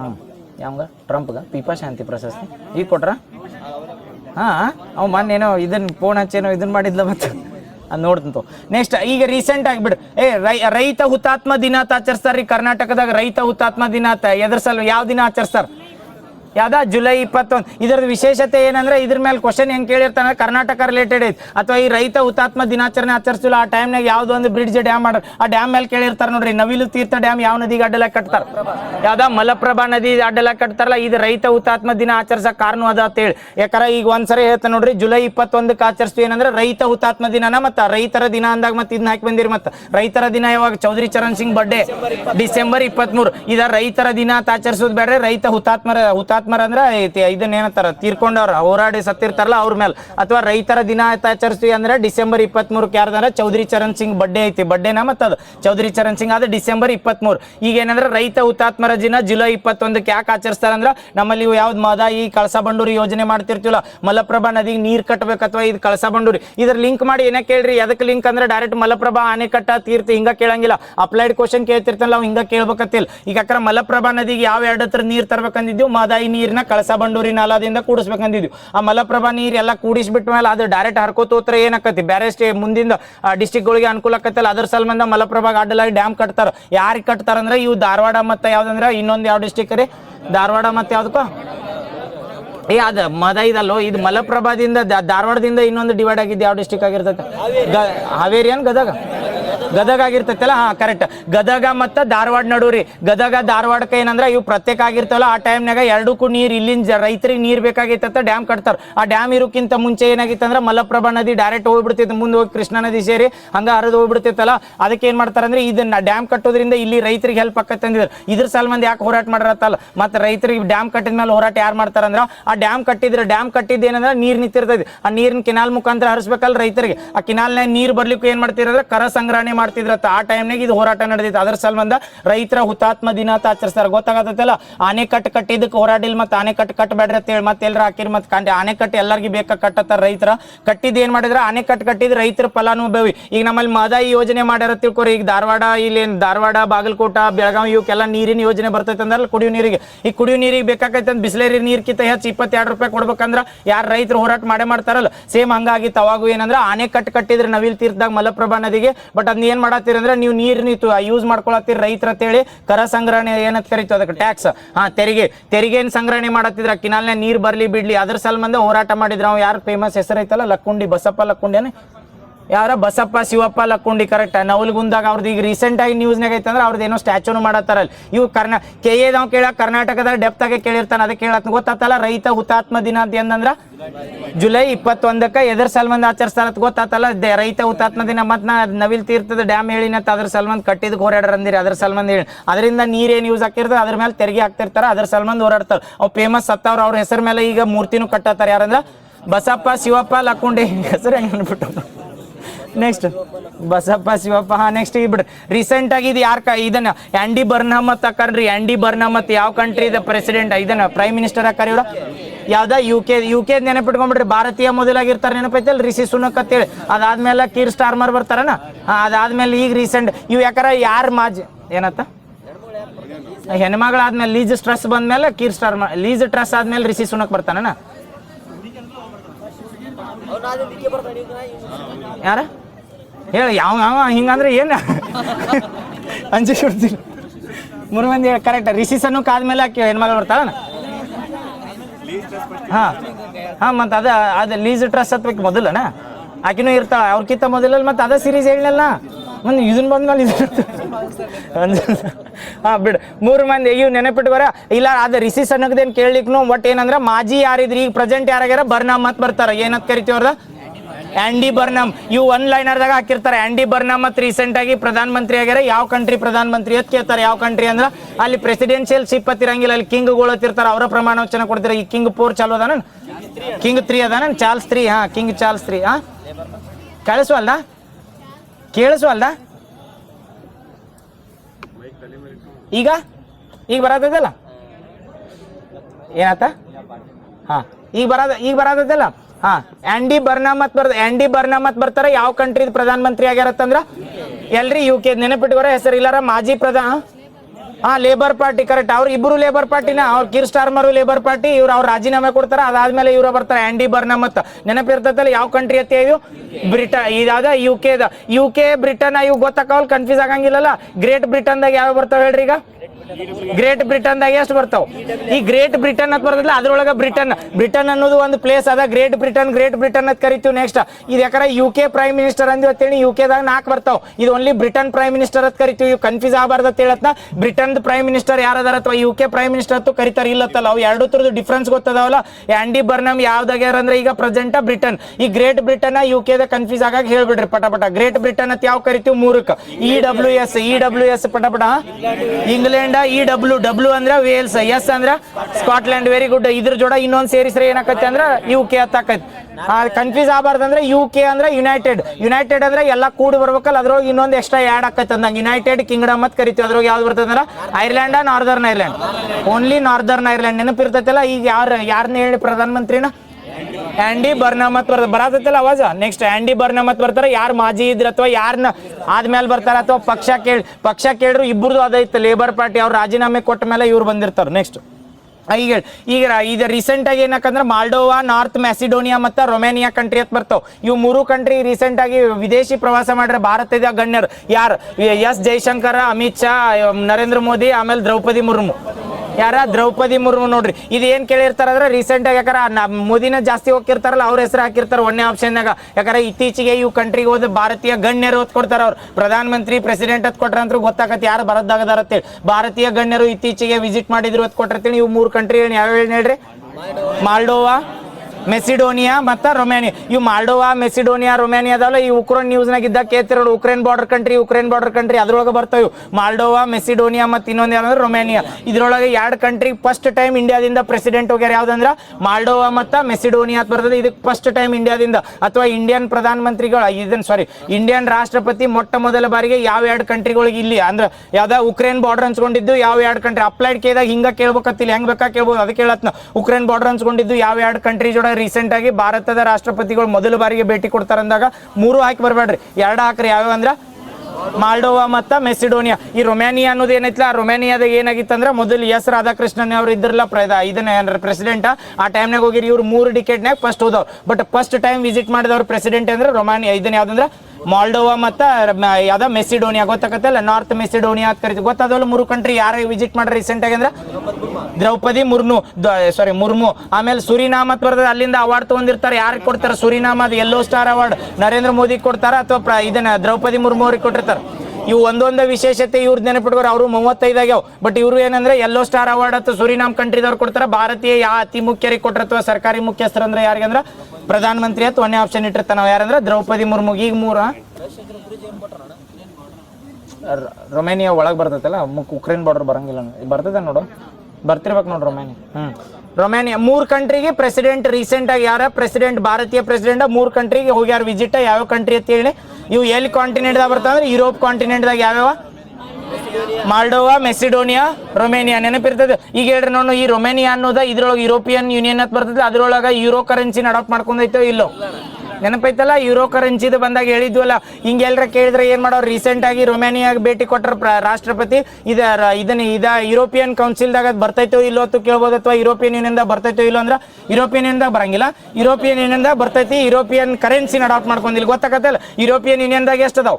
27 ಅದಾವ. ಕರೆಕ್ಟಾ? 27ರಾಗ ರೀಸೆಂಟ್ ಆಗಿ 21ನೇದು ಯಾವ್ದು ಅಳವಡಿಸ್ಕೊಂಡು ಯಾವ್ದ ಬಲ್ಗೇರಿಯಾ ರೀಸೆಂಟ್ ಆಗಿ ಅಳವಡಿಸ್ಕೊಂಡೈತಿ. ಏನಂದ್ರೆ ಯೂರೋ ಕರೆನ್ಸಿ. ಇನ್ನು 6 ಕಂಟ್ರಿ ಬಿಡ್ಬೇಕು. 6 ಕಂಟ್ರಿ 27ರಾಗ 6 ಅದು ಯಾವ್ದ HSRP CD. H ಅಂದ್ರ ಹಂಗೇರಿ, S ಅಂದ್ರ Sweden, next HSR Romania, HSRP Poland, ಆಮೇಲೆ CD ಜಕ್ ರಿಪಬ್ಲಿಕ್ ಅಥವಾ ಸಿಜೆಕ್ ರಿಪಬ್ಲಿಕ್ ಅಂತ ಕರಿತೀವಿ. ನೆಕ್ಸ್ಟ್ ಯಾವ್ದು ಉಳಿತು?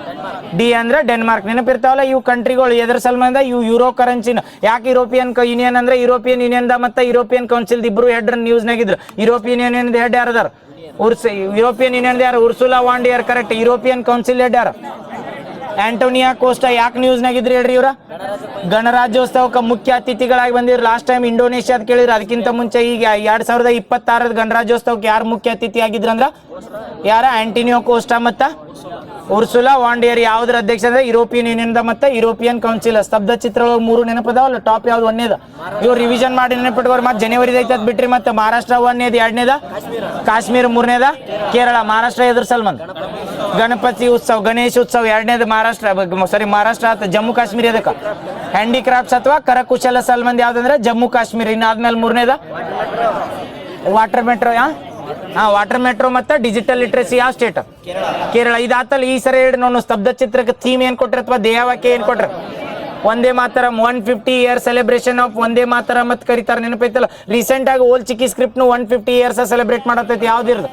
ಯಾವ ಲ್ಯಾಂಗ್ವೇಜಿಗೆ ಸಂಬಂಧ ಐತಿ? ಸಂತಾಲಿ ಲ್ಯಾಂಗ್ವೇಜಿಗೆ. ನೆನಪೈತಲ್ಲ. ಯಾಕಾರ ಏನಾತ? ಎಕ್ಸಾಮ್ ಬಂದಿತ್ತ? ಓಲ್ ಚಿಕ್ಕಿ ಸ್ಕ್ರಿಪ್ಟ್ ಅಂತ ಈ ಸಂತಾಲಿ ಅನ್ನೋದು ರೀಜನಲ್ ಲ್ಯಾಂಗ್ವೇಜ್ ಒಳಗೆ ಐತೋ ಇಲ್ಲೋ? ಯಾಕಂದ್ರೆ ದ್ರೌಪದಿ ಮುರ್ಮು ಅವ್ರ ಭಾಷೆನೇ ಯಾವ್ದಂದ್ರೆ ಸಂತಾಲಿನ ಐತ್ರಿ. ಅವ್ರದ್ದು ಮೂಲ ಯಾಕಂದ್ರೆ ಸಂತಾಲಿ ಭಾಷೆ ಅಂತ ಬರ್ತದೆ ಐತಲ್. ಪ್ರಾದೇಶಿಕ ಭಾಷೆ ಒಳಗೆ ಯಾವ ಅಮೆಂಡ್ಮೆಂಟ್ ಪ್ರಕಾರ ಸಂತಾಲಿನ ಸೇರಿಸ್ತಾರ? ಎಟ್ರಾಗ 92 BDMS ಅಂತ ಯಾವ್ದದ? ಬೋಡೋ ಡೋಗ್ರಿ ಮೈತಾಲಿ ಸಂತಾಲಿ BDMS ಅಂತ ಬರ್ತೈತಿಲ್ಲ. ಅದ್ರೊಳಗೆ ಎಷ್ಟು? 92ನೇ ತಿದ್ದುಪಡಿ ಅಲ್ಲ? ಕರೆಕ್ಟ್ಲಾ? ಏನಾತ ನಿಂದ ಹೇಳ? ಬೆಂಕಿ. ನೆಕ್ಸ್ಟ್ ಬಿಡ್ರಿ. ರೀಸೆಂಟ್ ಆಗಿದೆ ಸರ್ ಗ್ಯಾರಿಫೀಲ್ಡ್ ಅಂತ ರೀಸೆಂಟ್ ಆಗಿ ನಿಧನ ಒಂಥರ. ಯಾವ ಕಂಟ್ರಿದು ಕ್ರಿಕೆಟರ್ ಆಗಿದ್ರು ಇವು ಅಂದ್ರೆ 1 ಲೈನರ್ದಾಗ ಇವೇನು ಭಾಳ ಡೆಪ್ತ್ ಹೇಳ್ಬೇಕಂತಲ್ಲ. ಕ್ರಿಕೆಟ್ದು ಗೊತ್ತಾಗ ಸರ್ ಗ್ಯಾರಿಫೀಲ್ಡ್ ಅಂತ ರೀಸೆಂಟ್ ಆಗಿ ನಿಧನ ಅಂದ್ರೆ ಯಾರು? ವೆಸ್ಟ್ ಇಂಡೀಸಾ, ಸೌತ್ ಆಫ್ರಿಕಾ, ಇಂಗ್ಲೆಂಡಾ, ನ್ಯೂಜಿಲೆಂಡ್? West Indies. ನೆನಪಿರ್ತೈತಲ್ಲ ಸರ್ ಗ್ಯಾರಿಫೀಲ್ಡ್ ಅಂತ ನೆನಪಿಟ್ಕೊತಿರಲ್ಲ. ಯಾವ್ದಾರ ರೀಸೆಂಟ್ ಆಗಿ ಕ್ರಿಕೆಟರ್ ನಿಧನ ಒಂಥರ ಯಾವ ಕಂಟ್ರಿ ಅಂದ್ರೆ ವೆಸ್ಟ್ ಇಂಡೀಸ್. ನೆಕ್ಸ್ಟ್ ರೀಸೆಂಟ್ ಆಗಿ ಗ್ರಾಮೋದಯ ಪ್ರೋಗ್ರಾಮ್ ಅಂತ ತರ್ತಾರೆ ಅಥವಾ ಗ್ರಾಮೋದ್ಯಮ ಪ್ರೋಗ್ರಾಮ್ ಅಂತ ತರ್ತಾರೆ. ಗ್ರಾಮೋದ್ಯಮ ಅಂತ ಇದನ್ನ ಯಾವ ಒಂದು ಏನಾದ್ರು ಗ್ಯಾರಿ ಸೋಬರ್ನಾ ಏನನ್ನಿ ಗ್ಯಾರಿ ಫೀಲ್ಡ್ ಸೋಬರ್ ನಾ ಬೇರೆ ನನ್ನ ಹೆಸರು ಫುಲ್ ಹಾಂ ಕರೆಕ್ಟ್. ಯಾವ ಕಂಟ್ರಿ ಅಂದ್ರೆ ವೆಸ್ಟ್ ಇಂಡೀಸ್ದವ್ರು ನೆನಪಿರ್ತೈತಿಲ್ಲ. ಈಗ ಯಾವ್ದು ಹೇಳಿದ್ವಿ ಗ್ರಾಮೋದ್ಯಮ. ಈ ಗ್ರಾಮೋದ್ಯಮ ಪ್ರೋಗ್ರಾಮ್ ಹತ್ರ ರೀಸೆಂಟಾಗಿ ತರ್ತಾರೆ. ಯಾರು ತರ್ತಾರೆ ಇದು ಗ್ರಾಮೋದ್ಯಮ ಪ್ರೋಗ್ರಾಮ್ ಹತ್ರ ತರ್ತಾರೆ? ಯಾರು ತರ್ತಾರ? ನಬಾರ್ದವ್ರು. ಯಾವ ಮಿನಿಸ್ಟ್ರಿ ನಬಾರ್ದವ್ರು. Ministry of agriculture, ministry of skill development and entrepreneurship ಯಾರು ಮಾಡ್ತಾರೆ ಹೇಳಿ? ಇದ್ರ ಕನ್ಫ್ಯೂಸ್ ಆಗೋ ಸಲ್ಮಂದ್ ಗ್ರಾಮೋದ್ಯಮ ಹೇಳತ್ನಿ. ಯಾಕಂದ್ರೆ ನಾಳೆ ಕನ್ಫ್ಯೂಸ್ ಮಾಡಕ್ಕೆ ಏನು ಕೇಳ್ತಾರ, ನಬಾರ್ಡ್ ಅಂತೇಳಿ ಅಗ್ರಿಕಲ್ಚರ್ ಮಿನಿಸ್ಟ್ರಿಗೆ ಹೈಯೆಸ್ಟ್ ಕೊಡೋದು. ಬಟ್ ಇದಕ್ಕೇನಂದ್ರೆ ಇದೇನು ಗ್ರಾಮೋದ್ಯಮ ಯೋಜನೆ ತರ್ತಾರಲ್ಲ, ಇದಕ್ಕೆ ರೂರಲ್ ಡೆವಲಪ್ಮೆಂಟ್ ಇವು ಮಿನಿಸ್ಟ್ರಿ ಏನಂದ್ರೆ ಓನ್ಲಿ ಕೋಆಪರೇಷನ್ ಆಗ್ಯಾವ. ಇವ್ರದ್ದು ಮೂರು ಹೇಳ್ತಾನೆ. ಯಾವ ಮಿನಿಸ್ಟ್ರಿ ಇದನ್ನ ಇಂಪ್ಲಿಮೆಂಟ್ ಮಾಡತೈತೆ ಅಥವಾ ತರತೈತೆ ಅಂದ್ರೆ ಸ್ಕಿಲ್ ಡೆವಲಪ್ಮೆಂಟ್ ಆ್ಯಂಡ್ ಎಂಟರ್ಪ್ರಿನರ್ಶಿಪ್ ಅಂತ ಬರ್ತದೆ. ಇದು ಎದ್ರ ಸಲ್ಮಂದ್ ಗ್ರಾಮೋದ್ಯಮ ತಂದಾರ ಅಂತ ಹೇಳ್ಬಿಡ್ತಾನ.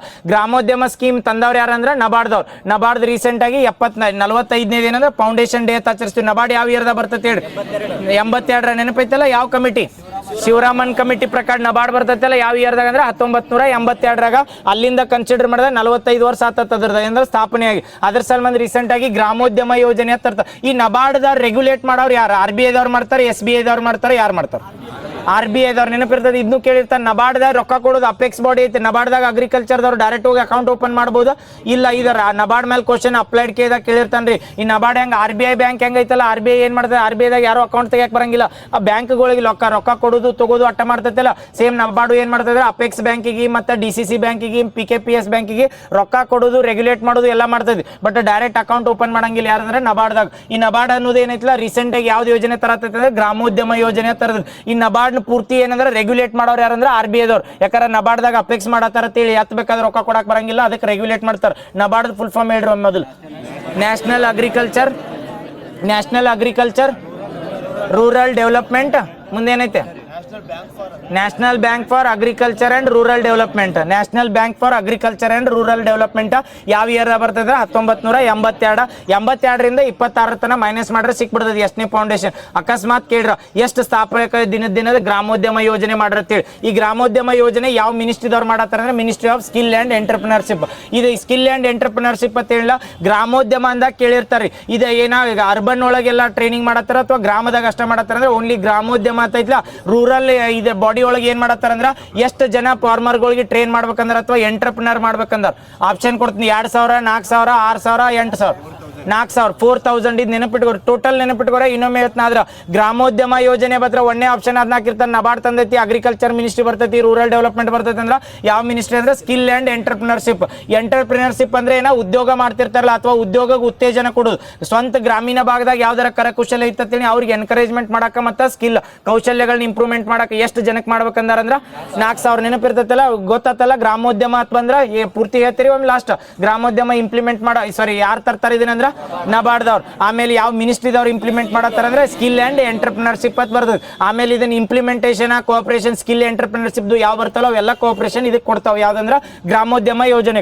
ಎಷ್ಟು ಜನ ರೈತರಿಗೆ ಇದ್ರು ಟ್ರೈನ್ ಮಾಡ್ಬೇಕಂದ್ರೆ 6000, 4000 ರೈತರಿಗೆ ಏನ್ ಮಾಡ್ಬೇಕಂದ್ರೆ ಕೌಶಲ್ಯಗಳನ್ನ ಕೊಟ್ಟು ಏನ್ ಮಾಡ್ಬೇಕಂದ್ರೆ ಎಂಟರ್ಪ್ರಿನರ್ ಅಂದ್ರೆ ಬಿಸ್ನೆಸ್ ಮಾಡೋರು ಅಥವಾ ಉದ್ಯಮಿಗಳ ಅಕ್ಕಾರಲ್ಲ ಅದ್ರ ಸಲ್ಮನ್ ಟ್ರೈನಿಂಗ್ ಕೊಡತ್ತಾರ. ನೆನಪಿರ್ತೈತಲ್ಲ. ಎಷ್ಟು ವರ್ಷದ ಸಲ್ಮನ್ ಅಂದ್ರೆ 3 ವರ್ಷ ತರತ್ತಾರ. ಈಗ BJP ಅಷ್ಟೈತಾನೆ. ನೆಕ್ಸ್ಟ್ ಸೆಂಟ್ರಲ್ 3 ವರ್ಷ ಉಳಿತಾನ. 3 ವರ್ಷ ಯಾವ್ದು ಉಳಿದಿರ್ತ ಪೀರಿಯಡ್ ಇರ್ತೈತಲ್ಲ ಅದ್ರ ಸಲ್ಮಂದ ತಂದಿರ್ತಾರೆ. 3 ವರ್ಷ ಪಕ್ಕ ಅಲ್ವಾ? 3 ವರ್ಷ 28, 14, 8ರಾಗ ಬರ್ತಾವ್ರು. 24ರಾಗ ಎಲೆಕ್ಷನ್ ಆತ. 24, 25 ಆತ. 26 ಇನ್ನು 3 ವರ್ಷ ಉಳಿತೆ. ಕರೆಕ್ಟ್. ಈ 3 ಇಯರ್ಸಿಗೆ ಬರ್ತದೆ ನೋಡ್ರಿ ಗ್ರಾಮೋದ್ಯಮ ಯೋಜನೆ. ಗೊತ್ತಾತಲ್ರಿ ಯಾರು ಇಂಪ್ಲಿಮೆಂಟ್ ತರ್ತಾರಂದ್ರ ನಬಾರ್ದವ್ರ. ಯಾವ ಮಿನಿಸ್ಟ್ರಿ ಅಂತ ಹೇಳ್ರ? ಎಷ್ಟು ಜನ ರೈತರಿಗೆ ಹೆಲ್ಪ್ ಮಾಡತ್ತಾರಂದ್ರ 4000. ಇವು ಡಾಟಾ ಯಾಕೆ ಕೊಡ್ತಾರೆ? ಕರ್ನಾಟಕ ಗೌರ್ಮೆಂಟ್ ಅಂತಂದ್ರೆ ನೆನಪೈತಲ್ಲ. ರೈತ ಮಹಿಳೆಯರ ವರ್ಷ ಅಂತೇಳಿ ಎಷ್ಟು ಜನಕ್ಕೆ ಕೌಶಲ್ಯಗಳನ್ನ ಇಂಪ್ರೂವ್ಮೆಂಟ್ ಮಾಡ್ಬೇಕಂದ್ರೆ 5000, 10000, 12000, 5000 ರೈತರಿಗೆ ಸ್ಕಿಲ್. ಇವು 1 ಲೈನರ್ ಹಾಕ್ಬಿಟ್ಟ ಪಕ್ಕ ನೆನಪಿಡುವ ಡಾಟಾ. ಯಾಕಂದ್ರೆ 5000 ಜನ ಟಾರ್ಗೆಟ್ ಐತಿ. ಸೇಮ್ ಅದ್ರದ್ದು ಏನಂದ್ರೆ 4000 ಜನ ಟಾರ್ಗೆಟ್ ಐತೆ ಟೋಟಲ್ ಆಲ್ ಓವರ್ ಇಂಡಿಯಾ. ಇದು ಕರ್ನಾಟಕದ ಬಂದ್ರೆ ಕರ್ನಾಟಕದ ರೈತರಿಗೆ ಇದನ್ನ ರೈತ ಮಹಿಳೆಯರಿಗೆ ಅಷ್ಟ ಕೊಡ್ತಾರೆ. ಇದು ಕರ್ನಾಟಕದ ಬಂದಾಗ ಓನ್ಲಿ ಕರ್ನಾಟಕದ ರೈತ ಮಹಿಳಾ ವರ್ಷದ ಸಲ್ಮಂದ್. ಬಟ್ ಸೆಂಟ್ರಲ್ ಏನಿಗೆ ಯಾವ್ದು ಹೇಳಿದ್ವಿ ಯೋಜನೆ? ಗ್ರಾಮೋದ್ಯಮ. ಅದ ನಬಾರ್ದವ್ರ ಗ್ರಾಮೋದ್ಯಮ ಯೋಜನೆ ಅಂತ ಹೇಳಿದ್ರು. ಇವ್ರು ಏನ್ ಮಾಡ್ತಾರೆ ಅಂದ್ರೆ 4000 ಜನ ರೈತರಿಗೆ ಎಂಟರ್ಪ್ರಿನರ್ ಅಥವಾ ಉದ್ಯಮಿಗಳಾಗಕ ಕೌಶಲ್ಯಗಳು ಕೊಡ್ತಾರೆ. ನೆನಪಿರ್ತೈತಲ್ಲ. ನೆಕ್ಸ್ಟ್ ನಿಮ್ಮ ಮತ ನಿಮ್ಮ ಹಕ್ಕು, ನಿಮ್ಮ ಮತ ನಿಮ್ಮ ಬದುಕು ಅಂತ ಇತ್ತೀಚೆಗೆ ಟ್ಯಾಗ್ ಲೈನ್ ಯಾವ ಯೋಜನೆ ತರ್ತಾರೆ ಕರ್ನಾಟಕದ? ನಿಮ್ಮ ಮತ ನಿಮ್ಮ ಹಕ್ಕು, ನಿಮ್ಮ ಮತ ನಿಮ್ಮ ಬದುಕು ಅಂತ ಕೊಟ್ಟಾರ.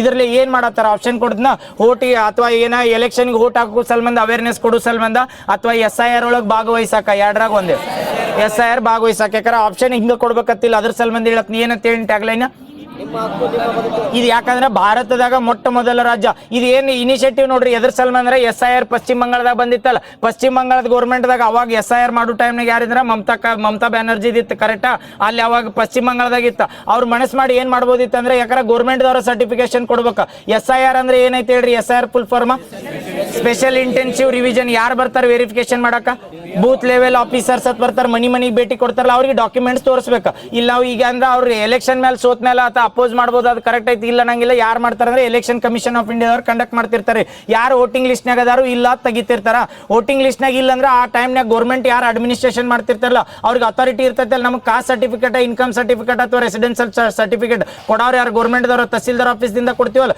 ಸೇಮ್ ಇದನ್ನ ಇಂಡಿಯಾದಾಗ ಫಸ್ಟ್ ಟೈಮ್ ನಮ್ಮ ಸ್ಟೇಟ್ ತರತೈತಿ ಯಾಕೆ ಇದು ಇಂಪಾರ್ಟೆಂಟ್ ಅಂದ್ರೆ ಈ ಪಶ್ಚಿಮ ಬಂಗಾಳದಾಗ ಇನ್ ಕೇಸ್ ಅವಾಗ ಮಮತಾ ಬ್ಯಾನರ್ಜಿ ಅದು ಇನಿಷಿಯೇಟಿವ್ ಮಾಡಿದ್ರತ್ತೇಳಿ ಅವಾಗ ವೋಟಿಂಗ್ ಏನು ಕ್ಯಾನ್ಸಲ್ ಆಗಿ ಹೋಗ್ಯ ಹೊತ್ತಿದ್ರಲ್ಲ ಅವು ಇರ್ತಿದ್ದು ಯಾಕಂದ್ರೆ ಅವ್ರು ವೆರಿಫಿಕೇಶನ್ ಮಾಡೋದ ನೀವು ರೆಸಿಡೆಂಟ್ ಅದಿಯಲ್ಲ ನೋಡ್ತಾರೆ ಇವ್ರು ರೆಸಿಡೆನ್ಷಿಯಲ್ ಸರ್ಟಿಫಿಕೇಟ್ ಕೊಟ್ಟಿದ್ರತ್ತೇಳಿ ಅದನ್ನ ತೋರಿಸಿರೋ ವೆರಿಫಿಕೇಶನ್ ಮಾಡ್ಕೊಂಡು ಹೋಗಿರು ಇದು ಭಾರತದಾಗ ಮೊಟ್ಟ ಮೊದಲು ಏನ್ ಮಾಡತ್ತಾರ ಅಂದ್ರೆ ನಿಮ್ಮ ಮತ ನಿಮ್ಮ ಹಕ್ಕು ನಿಮ್ಮ ಮತ ನಿಮ್ಮ ಬದುಕು ಅಂತ ಇನಿಷಿಯೇಟಿವ್ ತರತ್ತಾರ ಭಾರತದಾಗ ಮೊಟ್ಟ ಮೊದಲ ರಾಜ್ಯ ಅಂದ್ರೆ ಕರ್ನಾಟಕ ಇವ್ರು ಏನ್ ಮಾಡತ್ತಾರ ಅಂದ್ರೆ ಮನಿ ಬಾಗಿಲಿಗೆ ಏನ್ ಕೊಡತ್ತಾರ ಅಂದ್ರೆ ಡೈರೆಕ್ಟ್ ರೆಸಿಡೆನ್ಷಿಯಲ್ ಸರ್ಟಿಫಿಕೇಟ್ ಮತ್ತು ಕಾಸ್ಟ್ ಸರ್ಟಿಫಿಕೇಟ್ ಫ್ರೀ ಆಗಿ ಉಚಿತವಾಗಿ ಅವ್ರ ಮನಿ ಮುಟ್ಸತ್ತಾರ ಯಾಕಂದ್ರೆ SIR ಭಾಗವಹಿಸಿದಾಗ ಅವ್ರ ಕಡೆ ಕಾಸ್ಟ್ ಸರ್ಟಿಫಿಕೇಟ್ ಇಲ್ಲ ಅಥವಾ ರೆಸಿಡೆನ್ಷಿಯಲ್ ಸರ್ಟಿಫಿಕೇಟ್ ಇಲ್ಲ ಅಥವಾ ನಾ ತಹಸೀಲ್ದಾರ್ ಆಫೀಸ್ನಾಗ ಕೊಟ್ಟಿನಿ ಇನ್ನ ನನಗೆ 15 ದಿನ ಬರಬೇಕು ಈಗ ಅಂದ್ರೆ ಅವಾಗ ತೆಗೆದು ಹೋಗ್ಬಿಡ್ತಾರೋ ಅದ್ರ ಸಲ್ಮಂದ ಗೌರ್ಮೆಂಟ್ ತಂದೈತಿ ಏನಂತ ಇನಿಷಿಯೇಟಿವ್ ಹೇಳಿ ಗೊತ್ತಾತಲ್ಲ ಪೂರ್ತಿ ಇದ್ರ ಅಪ್ಲೈಡ್ ಏನಕ್ಕೆ ಹೇಳಿ ಇದ್ರ ಮೇಲೆ ಕೇಳ್ತಾನ ನೆನಪಿರ್ತೈತಲ್ಲ ಟ್ಯಾಗ್ ಲೈನ್ ಏನಂತ ಹೇಳ್ರಿ ನಿಮ್ಮ ಮತ ನಿಮ್ಮ ಹಕ್ಕು ಅಂದ್ರೆ ನಿಮ್ಮ ಓಟ ನಿಮ್ಮ ರೈಟ್ಸ್ ಐತಿ ನೀವು ಈಗ ವೋಟಿಂಗ್ ಪವರ್ ಕಳ್ಕೊಂಡ್ರೆ ಆಲ್ರೆಡಿ ಇದನ್ನ ಹೋದಂಗಲ್ಲ ಅದ್ರ ಸಲ್ಮಂದ್ ನಿಮ್ಮ ಓಟ್ ಏನಂದ್ರೆ ನಿಮ್ಮ ರೈಟ್ಸ್ ಅಂದ್ರೆ ನಿಮ್ಮ ಮತ ನಿಮ್ಮ ಹಕ್ಕು ನೆಕ್ಸ್ಟ್ ಏನೈತಂದ್ರ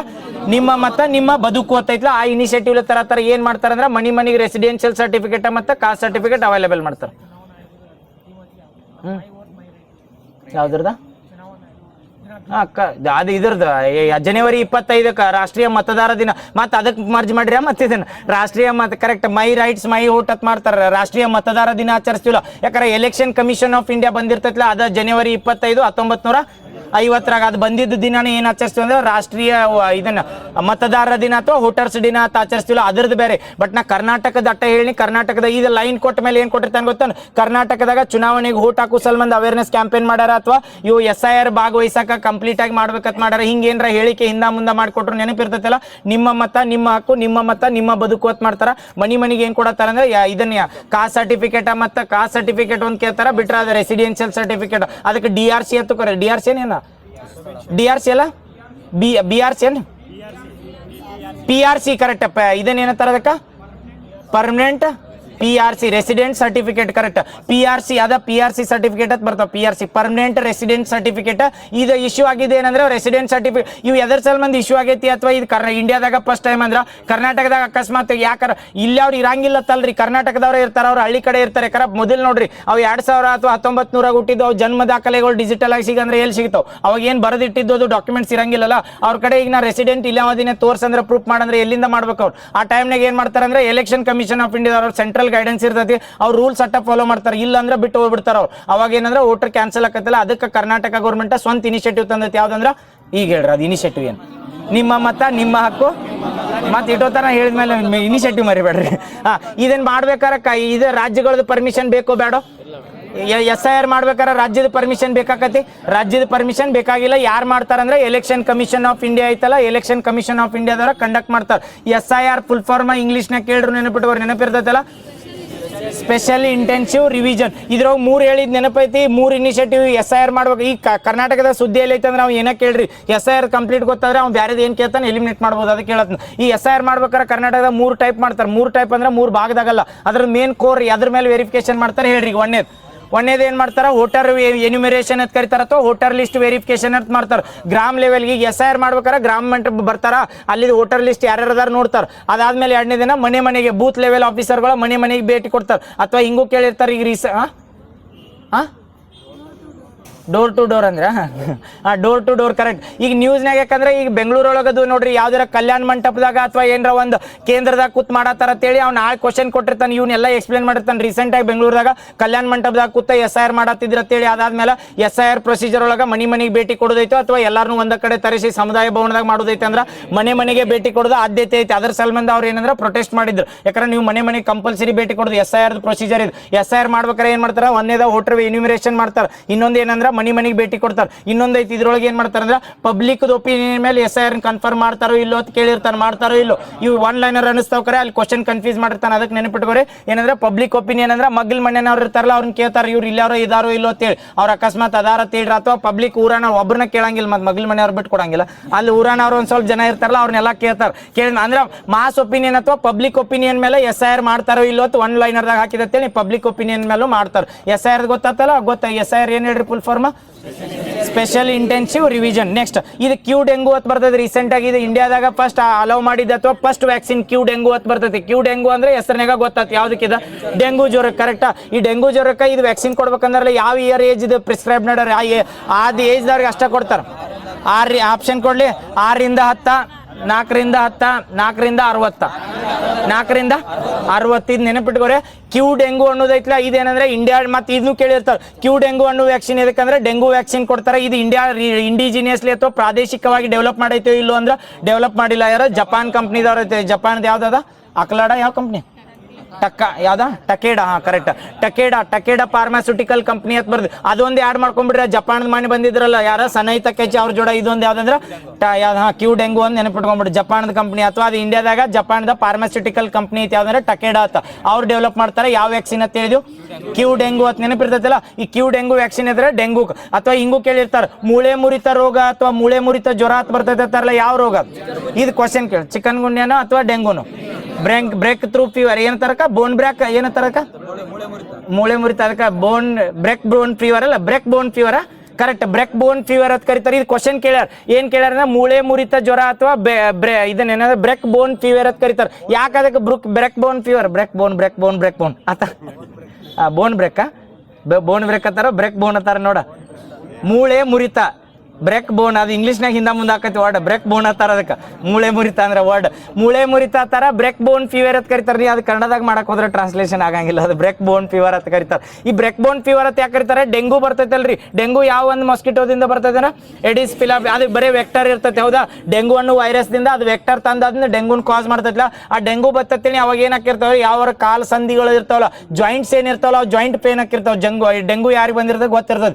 ಇವು ಎದ್ದು ಮನೆಯಿಂದ ಒಟ್ಟ ಬೆಡ್ ಮೇಲಿಂದ ಎಳಂಗ ಹಾಕಿರಂಗಿಲ್ಲ, ಬೆನ್ನು ಉಸಾತೈತಿ, ಮೂಳೆ ಮುರಿದಂಗ ಆಗತೈತಿ ಅಂತಾರಲ್ಲ, ಇದ ಮೂಳೆ ಮುರಿತ ಜ್ವರ ಅಂತ ಕರಿತೀವಿ. ಅದಕ್ಕೆ ಏನಂತಾರಂದ್ರ ಬ್ರೇಕ್ ಬೋನ್ ಫೀವರ್ ಅಂತ ಕರೀತಾರೆ. ಯಾವ್ದಂದ್ರೆ ಡೆಂಗು. ಅದಕ್ಕೆ ಯಾವ್ದು ಅಲೋ ಮಾಡ್ಯಾರ ಅಂದ್ರೆ ಕ್ಯೂ ಡೆಂಗು ವ್ಯಾಕ್ಸಿನ್ ಅಂತ ಬರ್ತದೆ. ಆ ಕ್ಯೂ ಡೆಂಗು ವ್ಯಾಕ್ಸಿನ್ ಎಷ್ಟು ಏಜ್ ದವ್ರಿಗೆ ಅಲೋ ಮಾಡಿರತ್ತಂದ್ರ 6ರಿಂದ 60. 6ರಿಂದ 60 ಇದೀಗ 4ರಿಂದ 60 ಏಜ್ ತನ ಏನಿರ್ತೈತಿಲ್ಲ ಇವ್ರು ವ್ಯಾಕ್ಸಿನ್ ತಗೋಬಹುದು. ಎಷ್ಟು ಡೋಸ್ದಾಗ ಅಂದ್ರೆ 2 ಡೋಸ್ ಇರ್ತೈತ್ರಿ. ಯಾಕಂದ್ರೆ ಈ ಕೋವಿಡ್ ವ್ಯಾಕ್ಸಿನ್ ಇತ್ಲ ಏಜ್ ಮೇಲೆ ಕೇಳ್ತಾರೆ. ಕ್ಯೂ ಡೆಂಗು ಅಂದಾಗ ಯಾವ್ದು ಕೇಳಂಗಿಲ್ಲ, ಅಟ್ಟು ಸಿಲಿ ಅಂತೂ ಮಾಡಂಗಿಲ್ಲ ಅವ್. ಮತ್ತೆ ಕ್ಯೂ ಡೆಂಗು ಅಂದಾಗ ಯಾವ ರೋಗಕ್ಕೆ ಬರ್ತದೆ? ಡೆಂಗು ವೈರಸ್ ಕೊಟ್ಟರೆ ಪಟ್ನ ಡೆಂಗು ಹಾಕ್ತಾರ. ಅದ್ರ ಸಲುವಾಗಿ ಯಾವ ಏಜ್ ಲಿಮಿಟ್ ದವ್ರಿಗೆ ವ್ಯಾಕ್ಸಿನ್ಗಳು ಕೊಡ್ತಾರ ಅಂದ್ರೆ ಯಾವ್ದ 4ರಿಂದ 60 ಏಜ್ ದವ್ರು ಕೊಡ್ತಾರೆ. 2 ಡೋಸ್ ಕೊಡ್ತಿರ್ತಾರೆ. ಅದು ಮತ್ತೆ ಗ್ಯಾಪ್ ಇರ್ಬೇಕು. ಒಂದು ವ್ಯಾಕ್ಸಿನ್ ತಗೊಂಡು 15 ದಿನಕ್ಕೆ ಮತ್ತೊಂದು ಕೊಡ್ರಿ ಅಂತಂದ್ರೆ ನಡೆಯಂಗಿಲ್ಲ. 3 ತಿಂಗಳು ಗ್ಯಾಪ್ ಕೊಡ್ತಾರ ಅದಕ್ಕೆ. ಅದು ಐತೆ. ಅದ್ರದ್ದು ಪೂರ್ತಿ ನೆನಪಿರ್ತೈತಲ್ಲ. ಕ್ಯೂ ಡೆಂಗು ಇಂಡಿಯಾದಾಗ ಫಸ್ಟ್ ಏನಂದ್ರೆ ಇಂಡಿಯಾದಾಗ ಅಲೌಡ್ ಡೆಂಗು ವ್ಯಾಕ್ಸಿನ್ ಯಾವ್ದಂದ್ರ ಕ್ಯೂ ಡೆಂಗು ಬರ್ತದೆ. ಇಂಡಿಯಾದಾಗ ಅಲೌಡ್ ಡೆಂಗು ವ್ಯಾಕ್ಸಿನ್ ಯಾವ್ದಂದ್ರೆ ಕ್ಯೂ ಡೆಂಗು. ಅದನ್ನ ಹಿಂಗೂ ಕೇಳ್ಬೋದ್ರಿ. ಸೆರೋಟೈಪ್ಸ್ ಅಂತ ಕರೀತಾರೆ. ಡೆಂಗುದಿಂದ ಏನು ವೈರಸ್ಗೆ ಬರ್ತಿರ್ತೈತಲ್ಲ ಅದ್ರ ನಮ್ದು ಏನ್ ಮಾಡಿರ್ತಾರೆ ಅಂದ್ರೆ ಸೆರೋಟೈಪ್ಸ್ ಅಂದ್ರೆ ಬ್ಲಡ್ನಾಗ ಏನಿರ್ತಾವಲ್ಲ ನಮ್ಮಲ್ಲಿ ಆಂಟಿಬಾಡಿಗಳು ಇರ್ತಾವಲ್ಲ, ವೈಟ್ ಬ್ಲಡ್ ಸೆಲ್ಸ್, ಅವು ಫೈಟ್ ಮಾಡಕ್ ಹಾಕಿರಲ್ಲ, ಅದಕ್ಕೆ ಸೆರೋಟೈಪ್ಸ್ ಅಂತ ಕರಿತೀವಿ. ಫೈಟ್ ಮಾಡಕ್ ಆಗಲ್ದ ಕಾರಣಕ್ಕಲ್ಲ, ಸೆರೋಟೈಪ್ಸ್ ಅಂತ ಅದ್ರೋಗಂದ ಕೆಮಿಕಲ್ ಬರ್ತದೆ ಅಥವಾ ಅದಕ್ಕೆ ಏನಂದ್ರೆ ನ್ಯೂಟ್ರಿಷನ್. ಅದ್ರ ಮೇಲೆ ಏನ್ ಮಾಡ್ತಾರೆ ಅಂದ್ರೆ ಅಟ್ಯಾಕ್ ಹಾಕಿರ್ತೈತಿ ಯಾವ್ದಾದ್ರೆ ಡೆಂಗು ಅನ್ನೋದು. ಅಂತ ಎಷ್ಟು ಸೆರೋಟೈಪ್ಸ್ ಸಲ್ಮಂದಿ ಈ ಕ್ಯೂ ಡೆಂಗು ವ್ಯಾಕ್ಸಿನ್ ಯೂಸ್ ಮಾಡ್ತಾರೆ. 3, 4, 5 ನೆನಪಿಟ್ಕೋರಿ. ಕ್ಯೂ ಡೆಂಗು ಅದಕ್ಕೆ ಪೂರ್ತಿ ಹೇಳ್ಬಿಟ್ಟು ಇನ್ನು ಇದ್ರ ಬಿಟ್ಟು ಏನು ಬರ್ತೈತಿಲ್ಲ ಅದನ್ನ ಎಲಿಮಿನೇಟ್ ಮಾಡ್ಬಿಡು. ಅದಕ್ಕೆ ಹೇಳಿ ಕ್ಯೂ ಡೆಂಗು ಅಂದ್ರೆ ಇಂಡಿಯಾದಾಗ ಫಸ್ಟ್ ಅಲೋ ಮಾಡ್ಯಾರ. ಯಾವ ಕಂಟ್ರಿ ಡೆವಲಪ್ ಮಾಡ್ತೈತೆ ಅಂದ್ರೆ ಜಪಾನ್ದ ಟಕೇಡಾ ಫಾರ್ಮಾಸ್ಯೂಟಿಕಲ್ ಕಂಪ್ನಿ ಜಪಾನ್ದವ್ರು ಮಾಡ್ತಾರೆ ಡೆವಲಪ್. ಕರೆಕ್ಟಾ? ಎಷ್ಟು ಏಜ್ ದವ್ರಿಗೆ ಕೊಡ್ತಾರ ಅಂತ ಕೇಳ್ರ? 4ರಿಂದ 60 ಏಜ್. ಮತ್ತೆ ಏಜ್ ಲಿಮಿಟ್ನಾಗ ನೋಡ್ರೆ 4ರಿಂದ 60 ಏಜ್ ತನ ಎಲ್ಲ ತಗೋಬಹುದು. 60 ಮೇಲ್ದವ್ರಿಗೆ ಕೊಟ್ಟಿರ್ತೇನೆ. ಯಾಕಂದ್ರೆ ಅದನ್ನ ಯಾಕೆ ಅವ್ರಿಗೆ ಮ್ಯಾಲ ಕೊಡಂಗಿಲ್ಲ ಮತ್ತೆ ಕ್ವಶನ್ ಕೇಳ್ರ? 60 ಮೇಲ್ನವ್ರಿಗೆ ಇಮ್ಯುನಿಟಿ ಪವರ್ ಇರಂಗಿಲ್ಲ. ಅಕಸ್ಮಾತ್ ಅವ್ರು ಇನ್ನ ಅದು ಡೆಂಗು ಬಂದ್ರೆ ಬದುಕಬಹುದು. ಬಟ್ ಎಲ್ಲರ ವ್ಯಾಕ್ಸಿನ್ ಕೊಟ್ರೆ ಅವಾಗ ಹೋಗ್ಬೋದು. ಇಮ್ಯುನಿಟಿ ಪವರ್ ವೀಕ್ ಇರ್ತದೆ. ಅದ್ರ ಸಲುವಾಗಿ ವ್ಯಾಕ್ಸಿನ್ ಕೊಡಂಗಿಲ್ಲ. 60 ರೆಸ್ಟ್ರಿಕ್ಷನ್ ಇಟ್ಟಾರ. 4ರಿಂದ 60 ತನ ಐತಿ ಯಾವ್ದಂದ್ರೆ ಡೆಂಗು. ಎಷ್ಟು ಸೆರೋಟೈಪ್ಸ್ ಕೊಡ್ತಾರಂದ್ರೆ 4 ಸೆರೋಟೈಪ್ಸ್ಗೆ. ಆಮೇಲೆ ಮತ್ತೇನು ಹೇಳಿದ್ವಿ? ಡೆಂಗುದ ಅಥವಾ ಏನು ಇನ್ನೊಂದು ಹೆಸರು ಏನು ಕರಿತೀವಿ ಅಂದ್ರೆ ಮೂಳೆ ಮುರಿತ ಜ್ವರ ಅಥವಾ ಬ್ರೇಕ್ ಬೋನ್ ಫೀವರ್ ಅಂತ ಕರೀತಾರೆ. ನೆನಪಿರ್ತಾವಲ್ಲ? ಆತನ ಸಾಕಾ?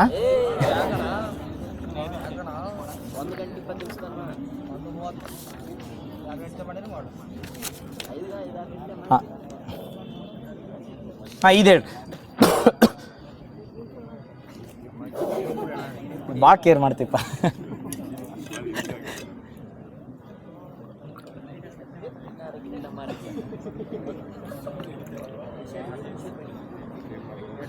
ಹಾಂ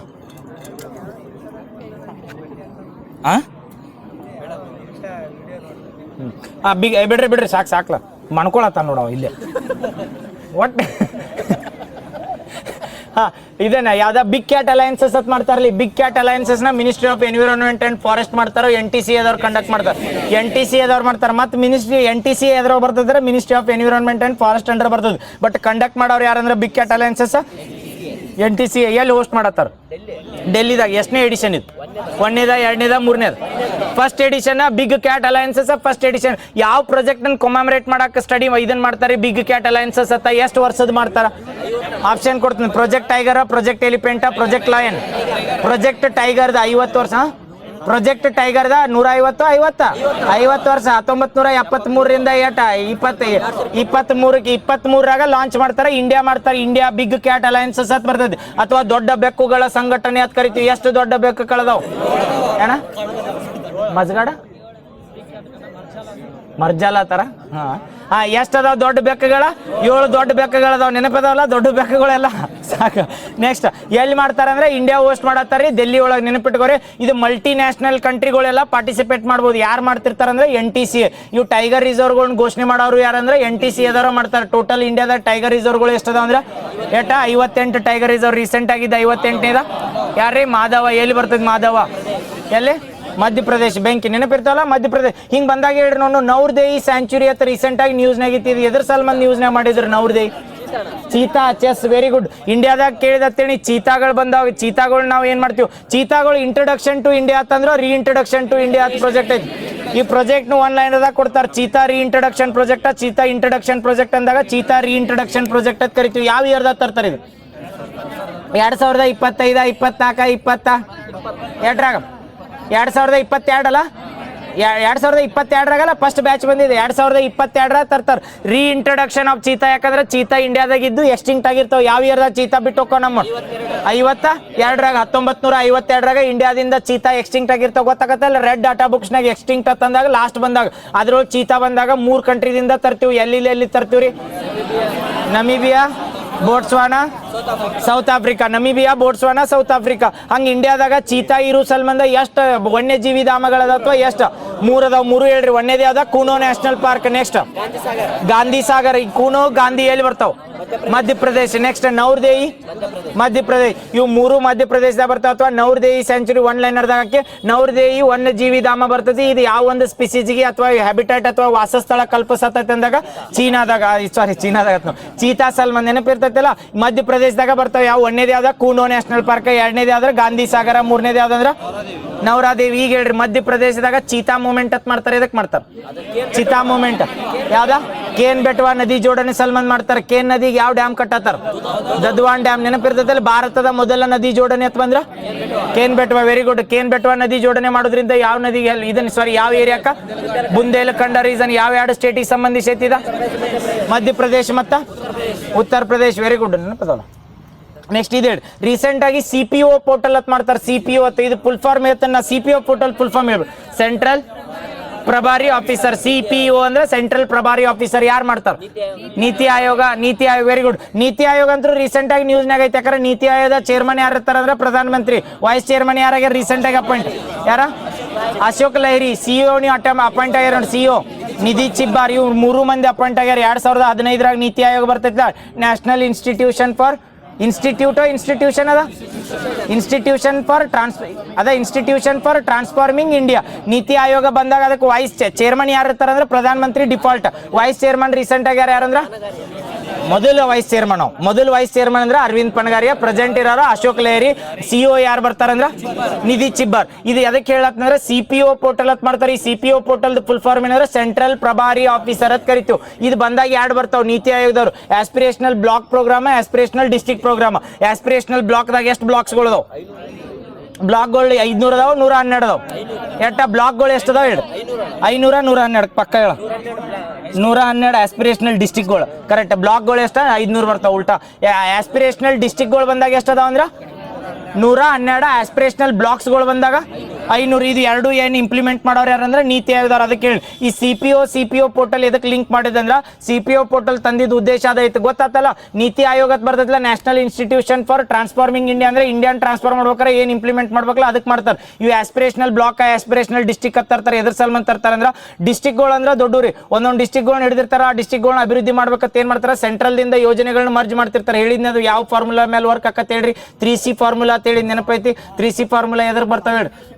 ಕಾಂಪಿಟೇಷನ್ ಒಂದೇದ ಹೇಳಿದೆ, ಎರಡನೇದ ಕನ್ವರ್ಜೆನ್ಷನ್, ಮೂರನೇದ ಒಂದಾತ ಎರಡು ಹೇಳಿ ನನಗ ಕಾಂಪಿಟೇಷನ್ ಒಂದ ಕನ್ವರ್ಜೆನ್ಸ್ ಒಂದು, ನೆಕ್ಸ್ಟ್ ಇನ್ನೊಂದ ಕೋಆಪರೇಷನ್ ನೆನಪಿರ್ತಾವಲ್ಲ ಕೋಆಪರೇಷನ್ ಕನ್ವರ್ಜೆನ್ಸ್ ಕಾಂಪಿಟೇಷನ್ ಇವು ಮೂರು 3C ಫಾರ್ಮುಲಾ ಮೇಲೆ ಯಾಕಂತ ಹೇಳತ್ತಂದ್ರ CPO ಮಾಡ್ರಿ. CPO ಫುಲ್ ಫಾರ್ಮ್ ಏನಂದ್ರೆ ಸೆಂಟ್ರಲ್ ಪ್ರಭಾರಿ ಆಫೀಸರ್. ಈ ಪ್ರಭಾರಿ ಆಫೀಸರ್ ಅಂದ್ರೆ ಇದು ನೀತಿ ಆಯೋಗ ಸೆಂಟ್ರಲ್ ಲೆವೆಲ್ಗೆ ಅವ್ರು ಇಲ್ಲಿ ಆಸ್ಪಿರೇಷನಲ್ ಬ್ಲಾಕ್ಸ್ ಮತ್ತೆ ಡಿಸ್ಟ್ರಿಕ್ಟ್ ಪ್ರೋಗ್ರಾಮ್ ಅಂತ ಮಾಡಿರ್ತಾರೆ. ಅದಕ್ಕೆ ಫಂಡ್ ಕೊಡ್ತಾರೆ. ಅದನ್ನ ಇಂಪ್ಲಿಮೆಂಟ್ ಮಾಡಿದ್ ನಾವು ಯಾರಿಗೆ ಅಪ್ರೋಚ್ ಮಾಡ್ಬೇಕಂದ್ರೆ ಸ್ಟೇಟ್ ಲೆವೆಲ್ಗೆ ಒಬ್ಬರ CPO ಅಧಿಕಾರಿ ಹತ್ತರ ಅಥವಾ ಅವ್ಗೆ ಪ್ರಭಾರಿ ಅಧಿಕಾರಿ ಅಂತ ಕರಿತೀವಿ. ಆ ಪ್ರಭಾರಿ ಅಧಿಕಾರಿ ಉಸ್ತುವಾರಿ ಏನಿರ್ತದೆ ಅಂದ್ರೆ ಈ ಡಿಸ್ಟ್ರಿಕ್ಟ್ನಾಗ ಈಗ ಆಸ್ಪಿರೇಷನಲ್ ಡಿಸ್ಟ್ರಿಕ್ಟ್ ಒಳಗ 112 ಡಿಸ್ಟ್ರಿಕ್ಟ್ ಅದಾವ. ಆ 112 ಡಿಸ್ಟ್ರಿಕ್ಟ್ ಸೆಂಟ್ರಲ್ ದಿಂದ ಎಲ್ಲಾ ಸ್ಟೇಟ್ ಒಳಗೆ ರೊಕ್ಕ ಕೊಟ್ಟಿರ್ತಾರಲ್ಲ ಆ ಡಿಸ್ಟ್ರಿಕ್ಟ್ ದಿಂದ ಏನ್ ಮಾಡ್ತಾರೆ ಅಂದ್ರೆ ಪ್ರಭಾರಿ ಆಫೀಸರ್ ಅದ್ರದ್ದು ಏನೇನು ಅಪ್ಡೇಟ್ ಆಗೈತಿ ಅಂತ ಕೊಡ್ತಾನೆ. ಅದಕ್ಕೆ 3C ಫಾರ್ಮುಲಾ ಯಾಕೆ ಹೇಳಿದ್ವಿ ಅಂದ್ರೆ ಆ ಡಿಸ್ಟ್ರಿಕ್ಟ್ ಡೆವಲಪ್ ಆಗ್ಬೇಕಾದ್ರೆ ಒಂದೇದು ಏನ್ ಮಾಡೋದು ಕನ್ವರ್ಜ್ ಮಾಡ್ಬೇಕು. ಈ ಸ್ಟೇಟ್ ಗೌರ್ಮೆಂಟ್ ಸೆಂಟ್ರಲ್ ಗೌರ್ಮೆಂಟ್ ಎರಡು ಪ್ರಾಜೆಕ್ಟ್ ಇರ್ತಾವ ಅಥವಾ ಏನಾರ ಪ್ಲಾನ್ ಯೋಜನೆಗಳಿರ್ತಾವ. ಅದಕ್ಕೊಂದು 500 ಕೋಟಿ ಇರ್ತೇನೆ ಎರಡು ಮರ್ಜ್ ಮಾಡಿ 1000 ಕೋಟಿಲೆ ಒಂದೇ ಡೆವಲಪ್ ಮಾಡೋದು. ಅದಕ್ಕೆ ಕನ್ವರ್ಜೆನ್ಸ್. ಎರಡನೇದು ಏನಂದ್ರೆ ಕೋಆಪರೇಷನ್ ಕೊಡ್ಬೇಕು. ಕೋಆಪರೇಷನ್ ಅಂದ್ರೆ ಅಲ್ಲಿ ಇದ್ದಿದ್ದ ಮಿನಿಸ್ಟರ್ಗಳು ಈಗ ಇದನ್ನ ಡಿಸ್ಟ್ರಿಕ್ಟ್ ಯಾರು ಉಸ್ತುವಾರಿ ಸಚಿವರು ಇರ್ತಾರ ಮತ್ತೆ MP ಗಳು ಬರ್ತಾರೆ ಕೇಂದ್ರದವ್ರು. ಇವರಿಬ್ಬರು ಮತ್ತೆ ನಮ್ ಸೆಂಟ್ರಲ್ ನಾವು ಇಂಪ್ಲಿಮೆಂಟ್ ಮಾಡ್ತೀವಿ ನೀವು ಮಾಡ್ಕೊಳ್ಬಾರ್ದಲ್ಲ. ಅದಕ್ಕೆ ಕೋಆಪರೇಷನ್ ಅಂತ ಕರಿತೀವಿ, ಸಹಕಾರ ಕೊಡ್ಬೇಕು. ಇನ್ನೊಂದು C ಏನಂದ್ರೆ ಕಾಂಪಿಟೇಷನ್. ಮಗ್ಲಿನ್ ಡಿಸ್ಟ್ರಿಕ್ಟ್ ನಮ್ಕಿಂತ ಮುಂದೆ ಹೋಗ್ತೈತೆ ಇವ್ರು ಇನ್ನಟ್ಟು ಡೆವಲಪ್ ಮಾಡ್ಬೇಕು ಅಲ್ಲಿ ಇದ್ದಿದ್ದು ಡಿಸ್ಟ್ರಿಕ್ಟ್ ಕಮಿಷನರ್ಗಳು. ಅದ್ರ ಸಲ್ಮಂದ ಕನ್ವರ್ಜ್ ಇದನ್ನ ಯಾವ್ದಂದ್ರೆ ಕಾಂಪಿಟೇಷನ್. ಮೂರು ಗೊತ್ತಾದಲ್ಲ 3C ಫಾರ್ಮುಲಾ ಈಗ ಹೇಳ್ರಿ. ಕಾಂಪಿಟೇಷನ್ ಕನ್ವರ್ಜೆನ್ಸ್ ಕೋಆಪರೇಷನ್ ಗೊತ್ತಾಕತ್ತಲ್ಲ. ಈಗ ಆಸ್ಪಿರೇಷನಲ್ ಡಿಸ್ಟ್ರಿಕ್ಟ್ಗಳು ಎಷ್ಟದ ಅಂದ್ರೆ 112. ಆಸ್ಪಿರೇಷನಲ್ ಬಾಕ್ಸ್ಗಳು ಎಷ್ಟದ ಅಂದ್ರೆ 500. ಆಸ್ಪಿರೇಷನಲ್ ಬಾಕ್ಸ್ಗಳು ಬಂದಾಗ ಇದನ್ನ ಕೇಳಿದ್ರಿ ಎಷ್ಟು ಯೂನಿಯನ್ ಟೆರಿಟರಿದಾಗ ಅಥವಾ ಯಾವ ಒಂದು ಸ್ಟೇಟ್ದಾಗ ಆಸ್ಪಿರೇಷನಲ್ ಬ್ಲಾಕ್ ಇಲ್ಲ ಒಂದು ಡಿಸ್ಟ್ರಿಕ್ಟ್ಗಳು ಬಂದಾಗ 112 ಡಿಸ್ಟ್ರಿಕ್ಟ್ ಅದು ಸೆಲೆಕ್ಟ್ ಮಾಡೋರು. ಆಸ್ಪಿರೇಷನಲ್ ಬ್ಲಾಕ್ ಹೇಳಿದ್ ನೋಡ್ರಿ ಯಾವ ಒಂದು ಜಿಲ್ಲೆ ಇದನ್ನ ರಾಜ್ಯದಿಂದ ಒಂದು ಬ್ಲಾಕ್ಗಳು ಸೆಲೆಕ್ಟ್ ಮಾಡಿಲ್ಲ. ಯಾವ್ದು ಫೇಮಸ್ ಯಾವ್ದಿದೆ ಕಲ್ಲುಂಗಡಿ ಬೀಚ್ ಅದು ಬರ್ತೈತಿಲ್ಲ ಗೋವಾ ಡಿಸ್ಟ್ರಿಕ್ಟ್ ಒಂದು ಇಲ್ಲ 28 ಸ್ಟೇಟ್ ಒಳಗೆ 27 ಸ್ಟೇಟ್ದಿಂದ ಎಲ್ಲಾದ್ರೊಳಗೆ ಏನದ ಅಂದ್ರೆ ಆಸ್ಪಿರೇಷನಲ್ ಬ್ಲಾಕ್ಸ್ಗಳು ಅಂದ್ರೆ ಡಿಸ್ಟ್ರಿಕ್ಟ್ ಇತ್ತ ಸಣ್ಣ ಬ್ಲಾಕ್ಗಳು. ಈಗ ಹೆಂಗ ಜಿಲ್ಲಾ ಪಂಚಾಯತ್ ಬ್ಲಾಕ್ ಪಂಚಾಯತ್ ಅಂತ ಕರಿತೀವಲ್ಲ ಬ್ಲಾಕ್ ಪಂಚಾಯತ್ ಅಂದಾಗ ಅದಕ್ಕೆ ಬ್ಲಾಕ್ಸ್ ಅಂತ ಕರಿತಾರೆ. ಅವ ಬ್ಲಾಕ್ ಲೆವೆಲ್ ತಂದಿರ್ತಾರೆ. ಅಂಥವು ಎಟ್ಟಂದ್ರೆ 500 ಬ್ಲಾಕ್ಗಳನ್ನ ಸೆಲೆಕ್ಟ್ ಮಾಡಲ್ಲ. ಆ 500 ಬ್ಲಾಕ್ಗಳು ಟೋಟಲ್ 28 ಅಥವಾ 8 ಯೂನಿಯನ್ ಟೆರಿಟರಿ ಕೊಟ್ಟತ್ತೀನಿ 8 ಅದು ಕ್ವಶನ್ ಕೇಳೇನ್ ಮಾಡಿ ಅದ್ರ ಸಲ್ಮಂದ್ ಎಷ್ಟದ ಅಂದ್ರೆ 27 ಸ್ಟೇಟ್ ಒಳಗ ಮತ್ತೆ ಎಷ್ಟು ಯೂನಿಯನ್ ಟೆರಿಟರಿ ಒಳಗ 4 ಯೂನಿಯನ್ ಟೆರಿಟರಿ ಒಳಗೆ ಅಷ್ಟ ಸೆಲೆಕ್ಟ್ ಆಗ್ಯಾವ ಏನಂದ್ರೆ ಬ್ಲಾಕ್ಸ್ಗಳು ಬಂದಾಗ. ಪೂರ್ತಿ ಹೇಳ್ಬಿಡ್ಲಿ ಇನ್ನೊಮ್ಮೆ ಯಾವ್ದೊಂದು 27 ಬಂದಾಗ ಟೋಟಲ್ ಇರೋದು ಇಂಡಿಯಾದಾಗ ಎಟ್ಟದಾವ 28 ರಾಜ್ಯಗಳದಾವ 8 ಯೂನಿಯನ್ ಟೆರಿಟರಿ ಅದಾವ. ಅದ್ರೊಳಗೆ ಬ್ಲಾಕ್ಗಳು ಬಂದಾಗ ಎಲ್ಲಾ ಸ್ಟೇಟ್ ಒಳಗೆ ಬರ್ಬೇಕು. ಬಟ್ ಅದ್ರೊಳಗೆ ಒಂದು ಸ್ಟೇಟ್ ಒಳಗೆ ಇಲ್ಲಿ ಯಾವ್ದಂದ್ರೆ ಗೋವಾದಾಗ ಇಲ್ಲ. ಅಂದ್ರೆ ಎಷ್ಟು ಬ್ಲಾಕ್ ಹಾಕವ ಅಂದ್ರೆ 27 ಸ್ಟೇಟ್ ಒಳಗೆ ಅಷ್ಟ ಆಸ್ಪಿರೇಷನಲ್ ಬ್ಲಾಕ್ ಒಳಗ 500 ಬ್ಲಾಕ್ಗಳನ್ನ ಸೆಲೆಕ್ಟ್ ಮಾಡೋರು. ಇನ್ನು ಯೂನಿಯನ್ ಟೆರಿಟರಿಗಳು ಬಂದಾಗ 4 ಯೂನಿಯನ್ ಟೆರಿಟರಿ ಸೆಲೆಕ್ಟ್ ಮಾಡ್ತಾರೆ. ಯಾವ 4 ಯೂನಿಯನ್ ಟೆರಿಟರಿ ಸೆಲೆಕ್ಟ್ ಮಾಡ್ರ ಅಂತ ಹೇಳ್ಬಿಡ್ತಾನೆ. ಯಾವ ಅಂದ್ರೆ ಒಂದೇದು ದಿಲ್ಲಿ, ಆಮೇಲೆ ಕೆಳಗೆ ಬಂದಾಗ ಪಾಂಡಿಚೇರಿ, ಲಕ್ಷದ್ವೀಪ, ಇನ್ನೊಂದು ಯಾವ್ದು ಉಳಿತೈತೆ ಚಂಡೀಗಢ. ದಿಲ್ಲಿ ಚಂಡೀಗಢ ಅಲ್ಲಿ ಕೆಳಗೆ ಎರಡು ನೆನಪಿರ್ತಾವಲ್ಲ ಪಾಂಡಿಚೇರಿ ಮತ್ತು ಲಕ್ಷದ್ವೀಪ ನೆನಪಿರ್ತಾವೆ. ಏನು ಯಾವ್ದು ಹೇಳಿ ಈಗ aspirational district blocks aspirational blocks ಎಷ್ಟು 3C ಫಾರ್ಮುಲಾ ಅಂತ ಗೊತ್ತಾತಲ್ಲ. CPO ಪೋರ್ಟಲ್ ಯಾರು ತರ್ತಾರ ಕೇಳ್ರ NITI Aayog. CPO full form ಕೇಳ್ರ ಸೆಂಟ್ರಲ್ ಪ್ರಭಾರಿ ಆಫೀಸರ್ ನೆನಪಿರ್ತದಲ್ರಿ. ನೀತಿ ಆಯೋಗದ ವೈಸ್ ಚೇರ್ಮನ್ ಯಾರದಾರ ಅಂದ್ರ ಅಶೋಕ್ ಲಹರಿ. ನೀತಿ ಆಯೋಗದ CO ಯಾರದಾರ ಅಂದ್ರ ನಿಧಿ ಚಿಬ್ಬಾರ. ನೀತಿ ಆಯೋಗದ ಮೊದಲು ವೈಸ್ ಚೇರ್ಮನ್ ಅಥವಾ ಇದನ್ನಂದ್ರ ಅರವಿಂದ್ ಪನ್ಗಾರಿ. ಈಗ ಅರವಿಂದ್ ಪನ್ಗಾರಿಯ ನೇತೃತ್ವದಾಗ ಯಾವ ಆಯೋಗ ಮಾಡ್ಯಾರ 16ನೇ ಹಣಕಾಸು ಆಯೋಗ. 16ನೇ ಹಣಕಾಸು ಆಯೋಗದಾಗ ಕರ್ನಾಟಕದಾಗ ಎಷ್ಟು ಶೇರ್ ಕೊಟ್ಟಾರ 4.13 4.31 4.13. ಇದು ಯಾಕೆ ಡಾಟಾ ನೆನಪಿಟ್ಕೋದ್ರೆ ಟೋಟಲ್ 16ನೇ ಹಣಕಾಸು ಆಯೋಗ ಎಷ್ಟು % ಕೊಡ್ಬೇಕಂದ್ರೆ ಸ್ಟೇಟ್ಗಳಿಗೆ ಇವಕ್ಕೆ ಎರಡು ಕನ್ಫ್ಯೂಸ್ ಆಗಬಾರ್ದು. ಅದಕ್ಕೆ ಹೇಳತ್ನ 16ನೇ ಹಣಕಾಸು ಆಯೋಗ ಬರ್ತೈತಿ ಯಾರ ನೇತೃತ್ವದಾಗ ಐತೆ ಅಂದ್ರೆ ಅರವಿಂದ್ ಪನ್ಗಾರಿ. ಯಾವ ಇಯರ್ದಿಂದ ಸ್ಟಾರ್ಟ್ ಆಗತ್ತೆ 26ರಿಂದ 31 ತನ. 15ನೇ ಹಣಕಾಸು ಆಯೋಗದ ನೇತೃತ್ವ ಯಾರಿತ್ತು NK ಸಿಂಗ್. 14 ನೆನಪಿತ್ತ 15 ಬಿತ್ತಲ್ಲ 15ರಾಗ ಎಷ್ಟು ಕೊಡ್ತಿದ್ವಿ ಎಷ್ಟು ಐತೆ ಹೇಳ್ರಿ ಪ್ರೆಸೆಂಟ್ ಸೇರಿಗೆ ಕೊಡುದು ಸ್ಟೇಟ್ಗಳಿಗೆ 42 41. ಈಗ ರೀಸೆಂಟ್ ಆಗಿ ಎಷ್ಟು ಟೈಮ್ 42 ಇದನ್ನ 41 ಕೊಡತ್ತಾರ ಅಥವಾ ಯಾವ ಟೈಮ್ 42 ಇದ್ದಿದ್ದು 41 ಮಾಡ್ಯಾರ ಅಂದ್ರೆ ಯಾವ್ದು 15ನೇದು ಮಾಡ್ತಿದ್ದೆ 14ನೇದು ಮಾಡ್ತದೆ.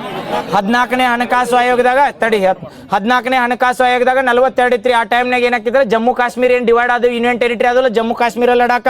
ಆ ಟೈಮ್ನಾಗ ಏನು ಮಾಡ್ತಾರೆ ಸ್ಟೇಟ್ಗಳಿಗೆ ಕಾಂಟ್ರಿಬ್ಯೂಷನ್ ಅಂತ ಹೇಳತ್ನ $100 ಬಂದಿದ್ರೋಗ ಏನು ಮಾಡ್ತಾರೆ ಹಣಕಾಸು ಆಯೋಗದಾಗ $100 ಇತ್ತ ತಿಳ್ಕೊರಿ. ಅದ್ರೊಳಗೆ ಎಲ್ಲ ಸ್ಟೇಟ್ ಯೂನಿಯನ್ ಟೆರಿಟರಿ ಸ್ಟೇಟ್ 28 ಮತ್ತು 8 ಬರ್ತಾವಲ್ಲ ಯೂನಿಯನ್ ಟೆರಿಟರಿ ಮತ್ತು ಸ್ಟೇಟ್ ಕಾಂಟ್ರಿಬ್ಯೂಷನ್ ಅಂತ ಕೇಳಿರ್ತೀನಿ. ಪ್ರೆಸೆಂಟ್ 16ನೇ ಹಣಕಾಸು ಆಯೋಗದಾಗ ಎಷ್ಟು ಕೊಡ್ತೀವಿ ಅಂದ್ರೆ $41 ಅಂದ್ರೆ 41% ಕೊಡ್ತಾರೆ. 15ನೇ ಹಣಕಾಸು ಆಯೋಗದಾಗೂ 41% ಕೊಡ್ತೀರಿ.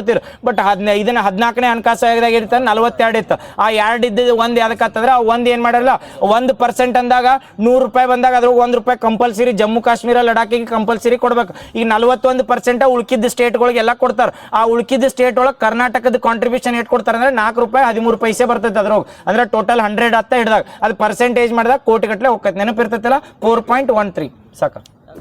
ಹಾಂ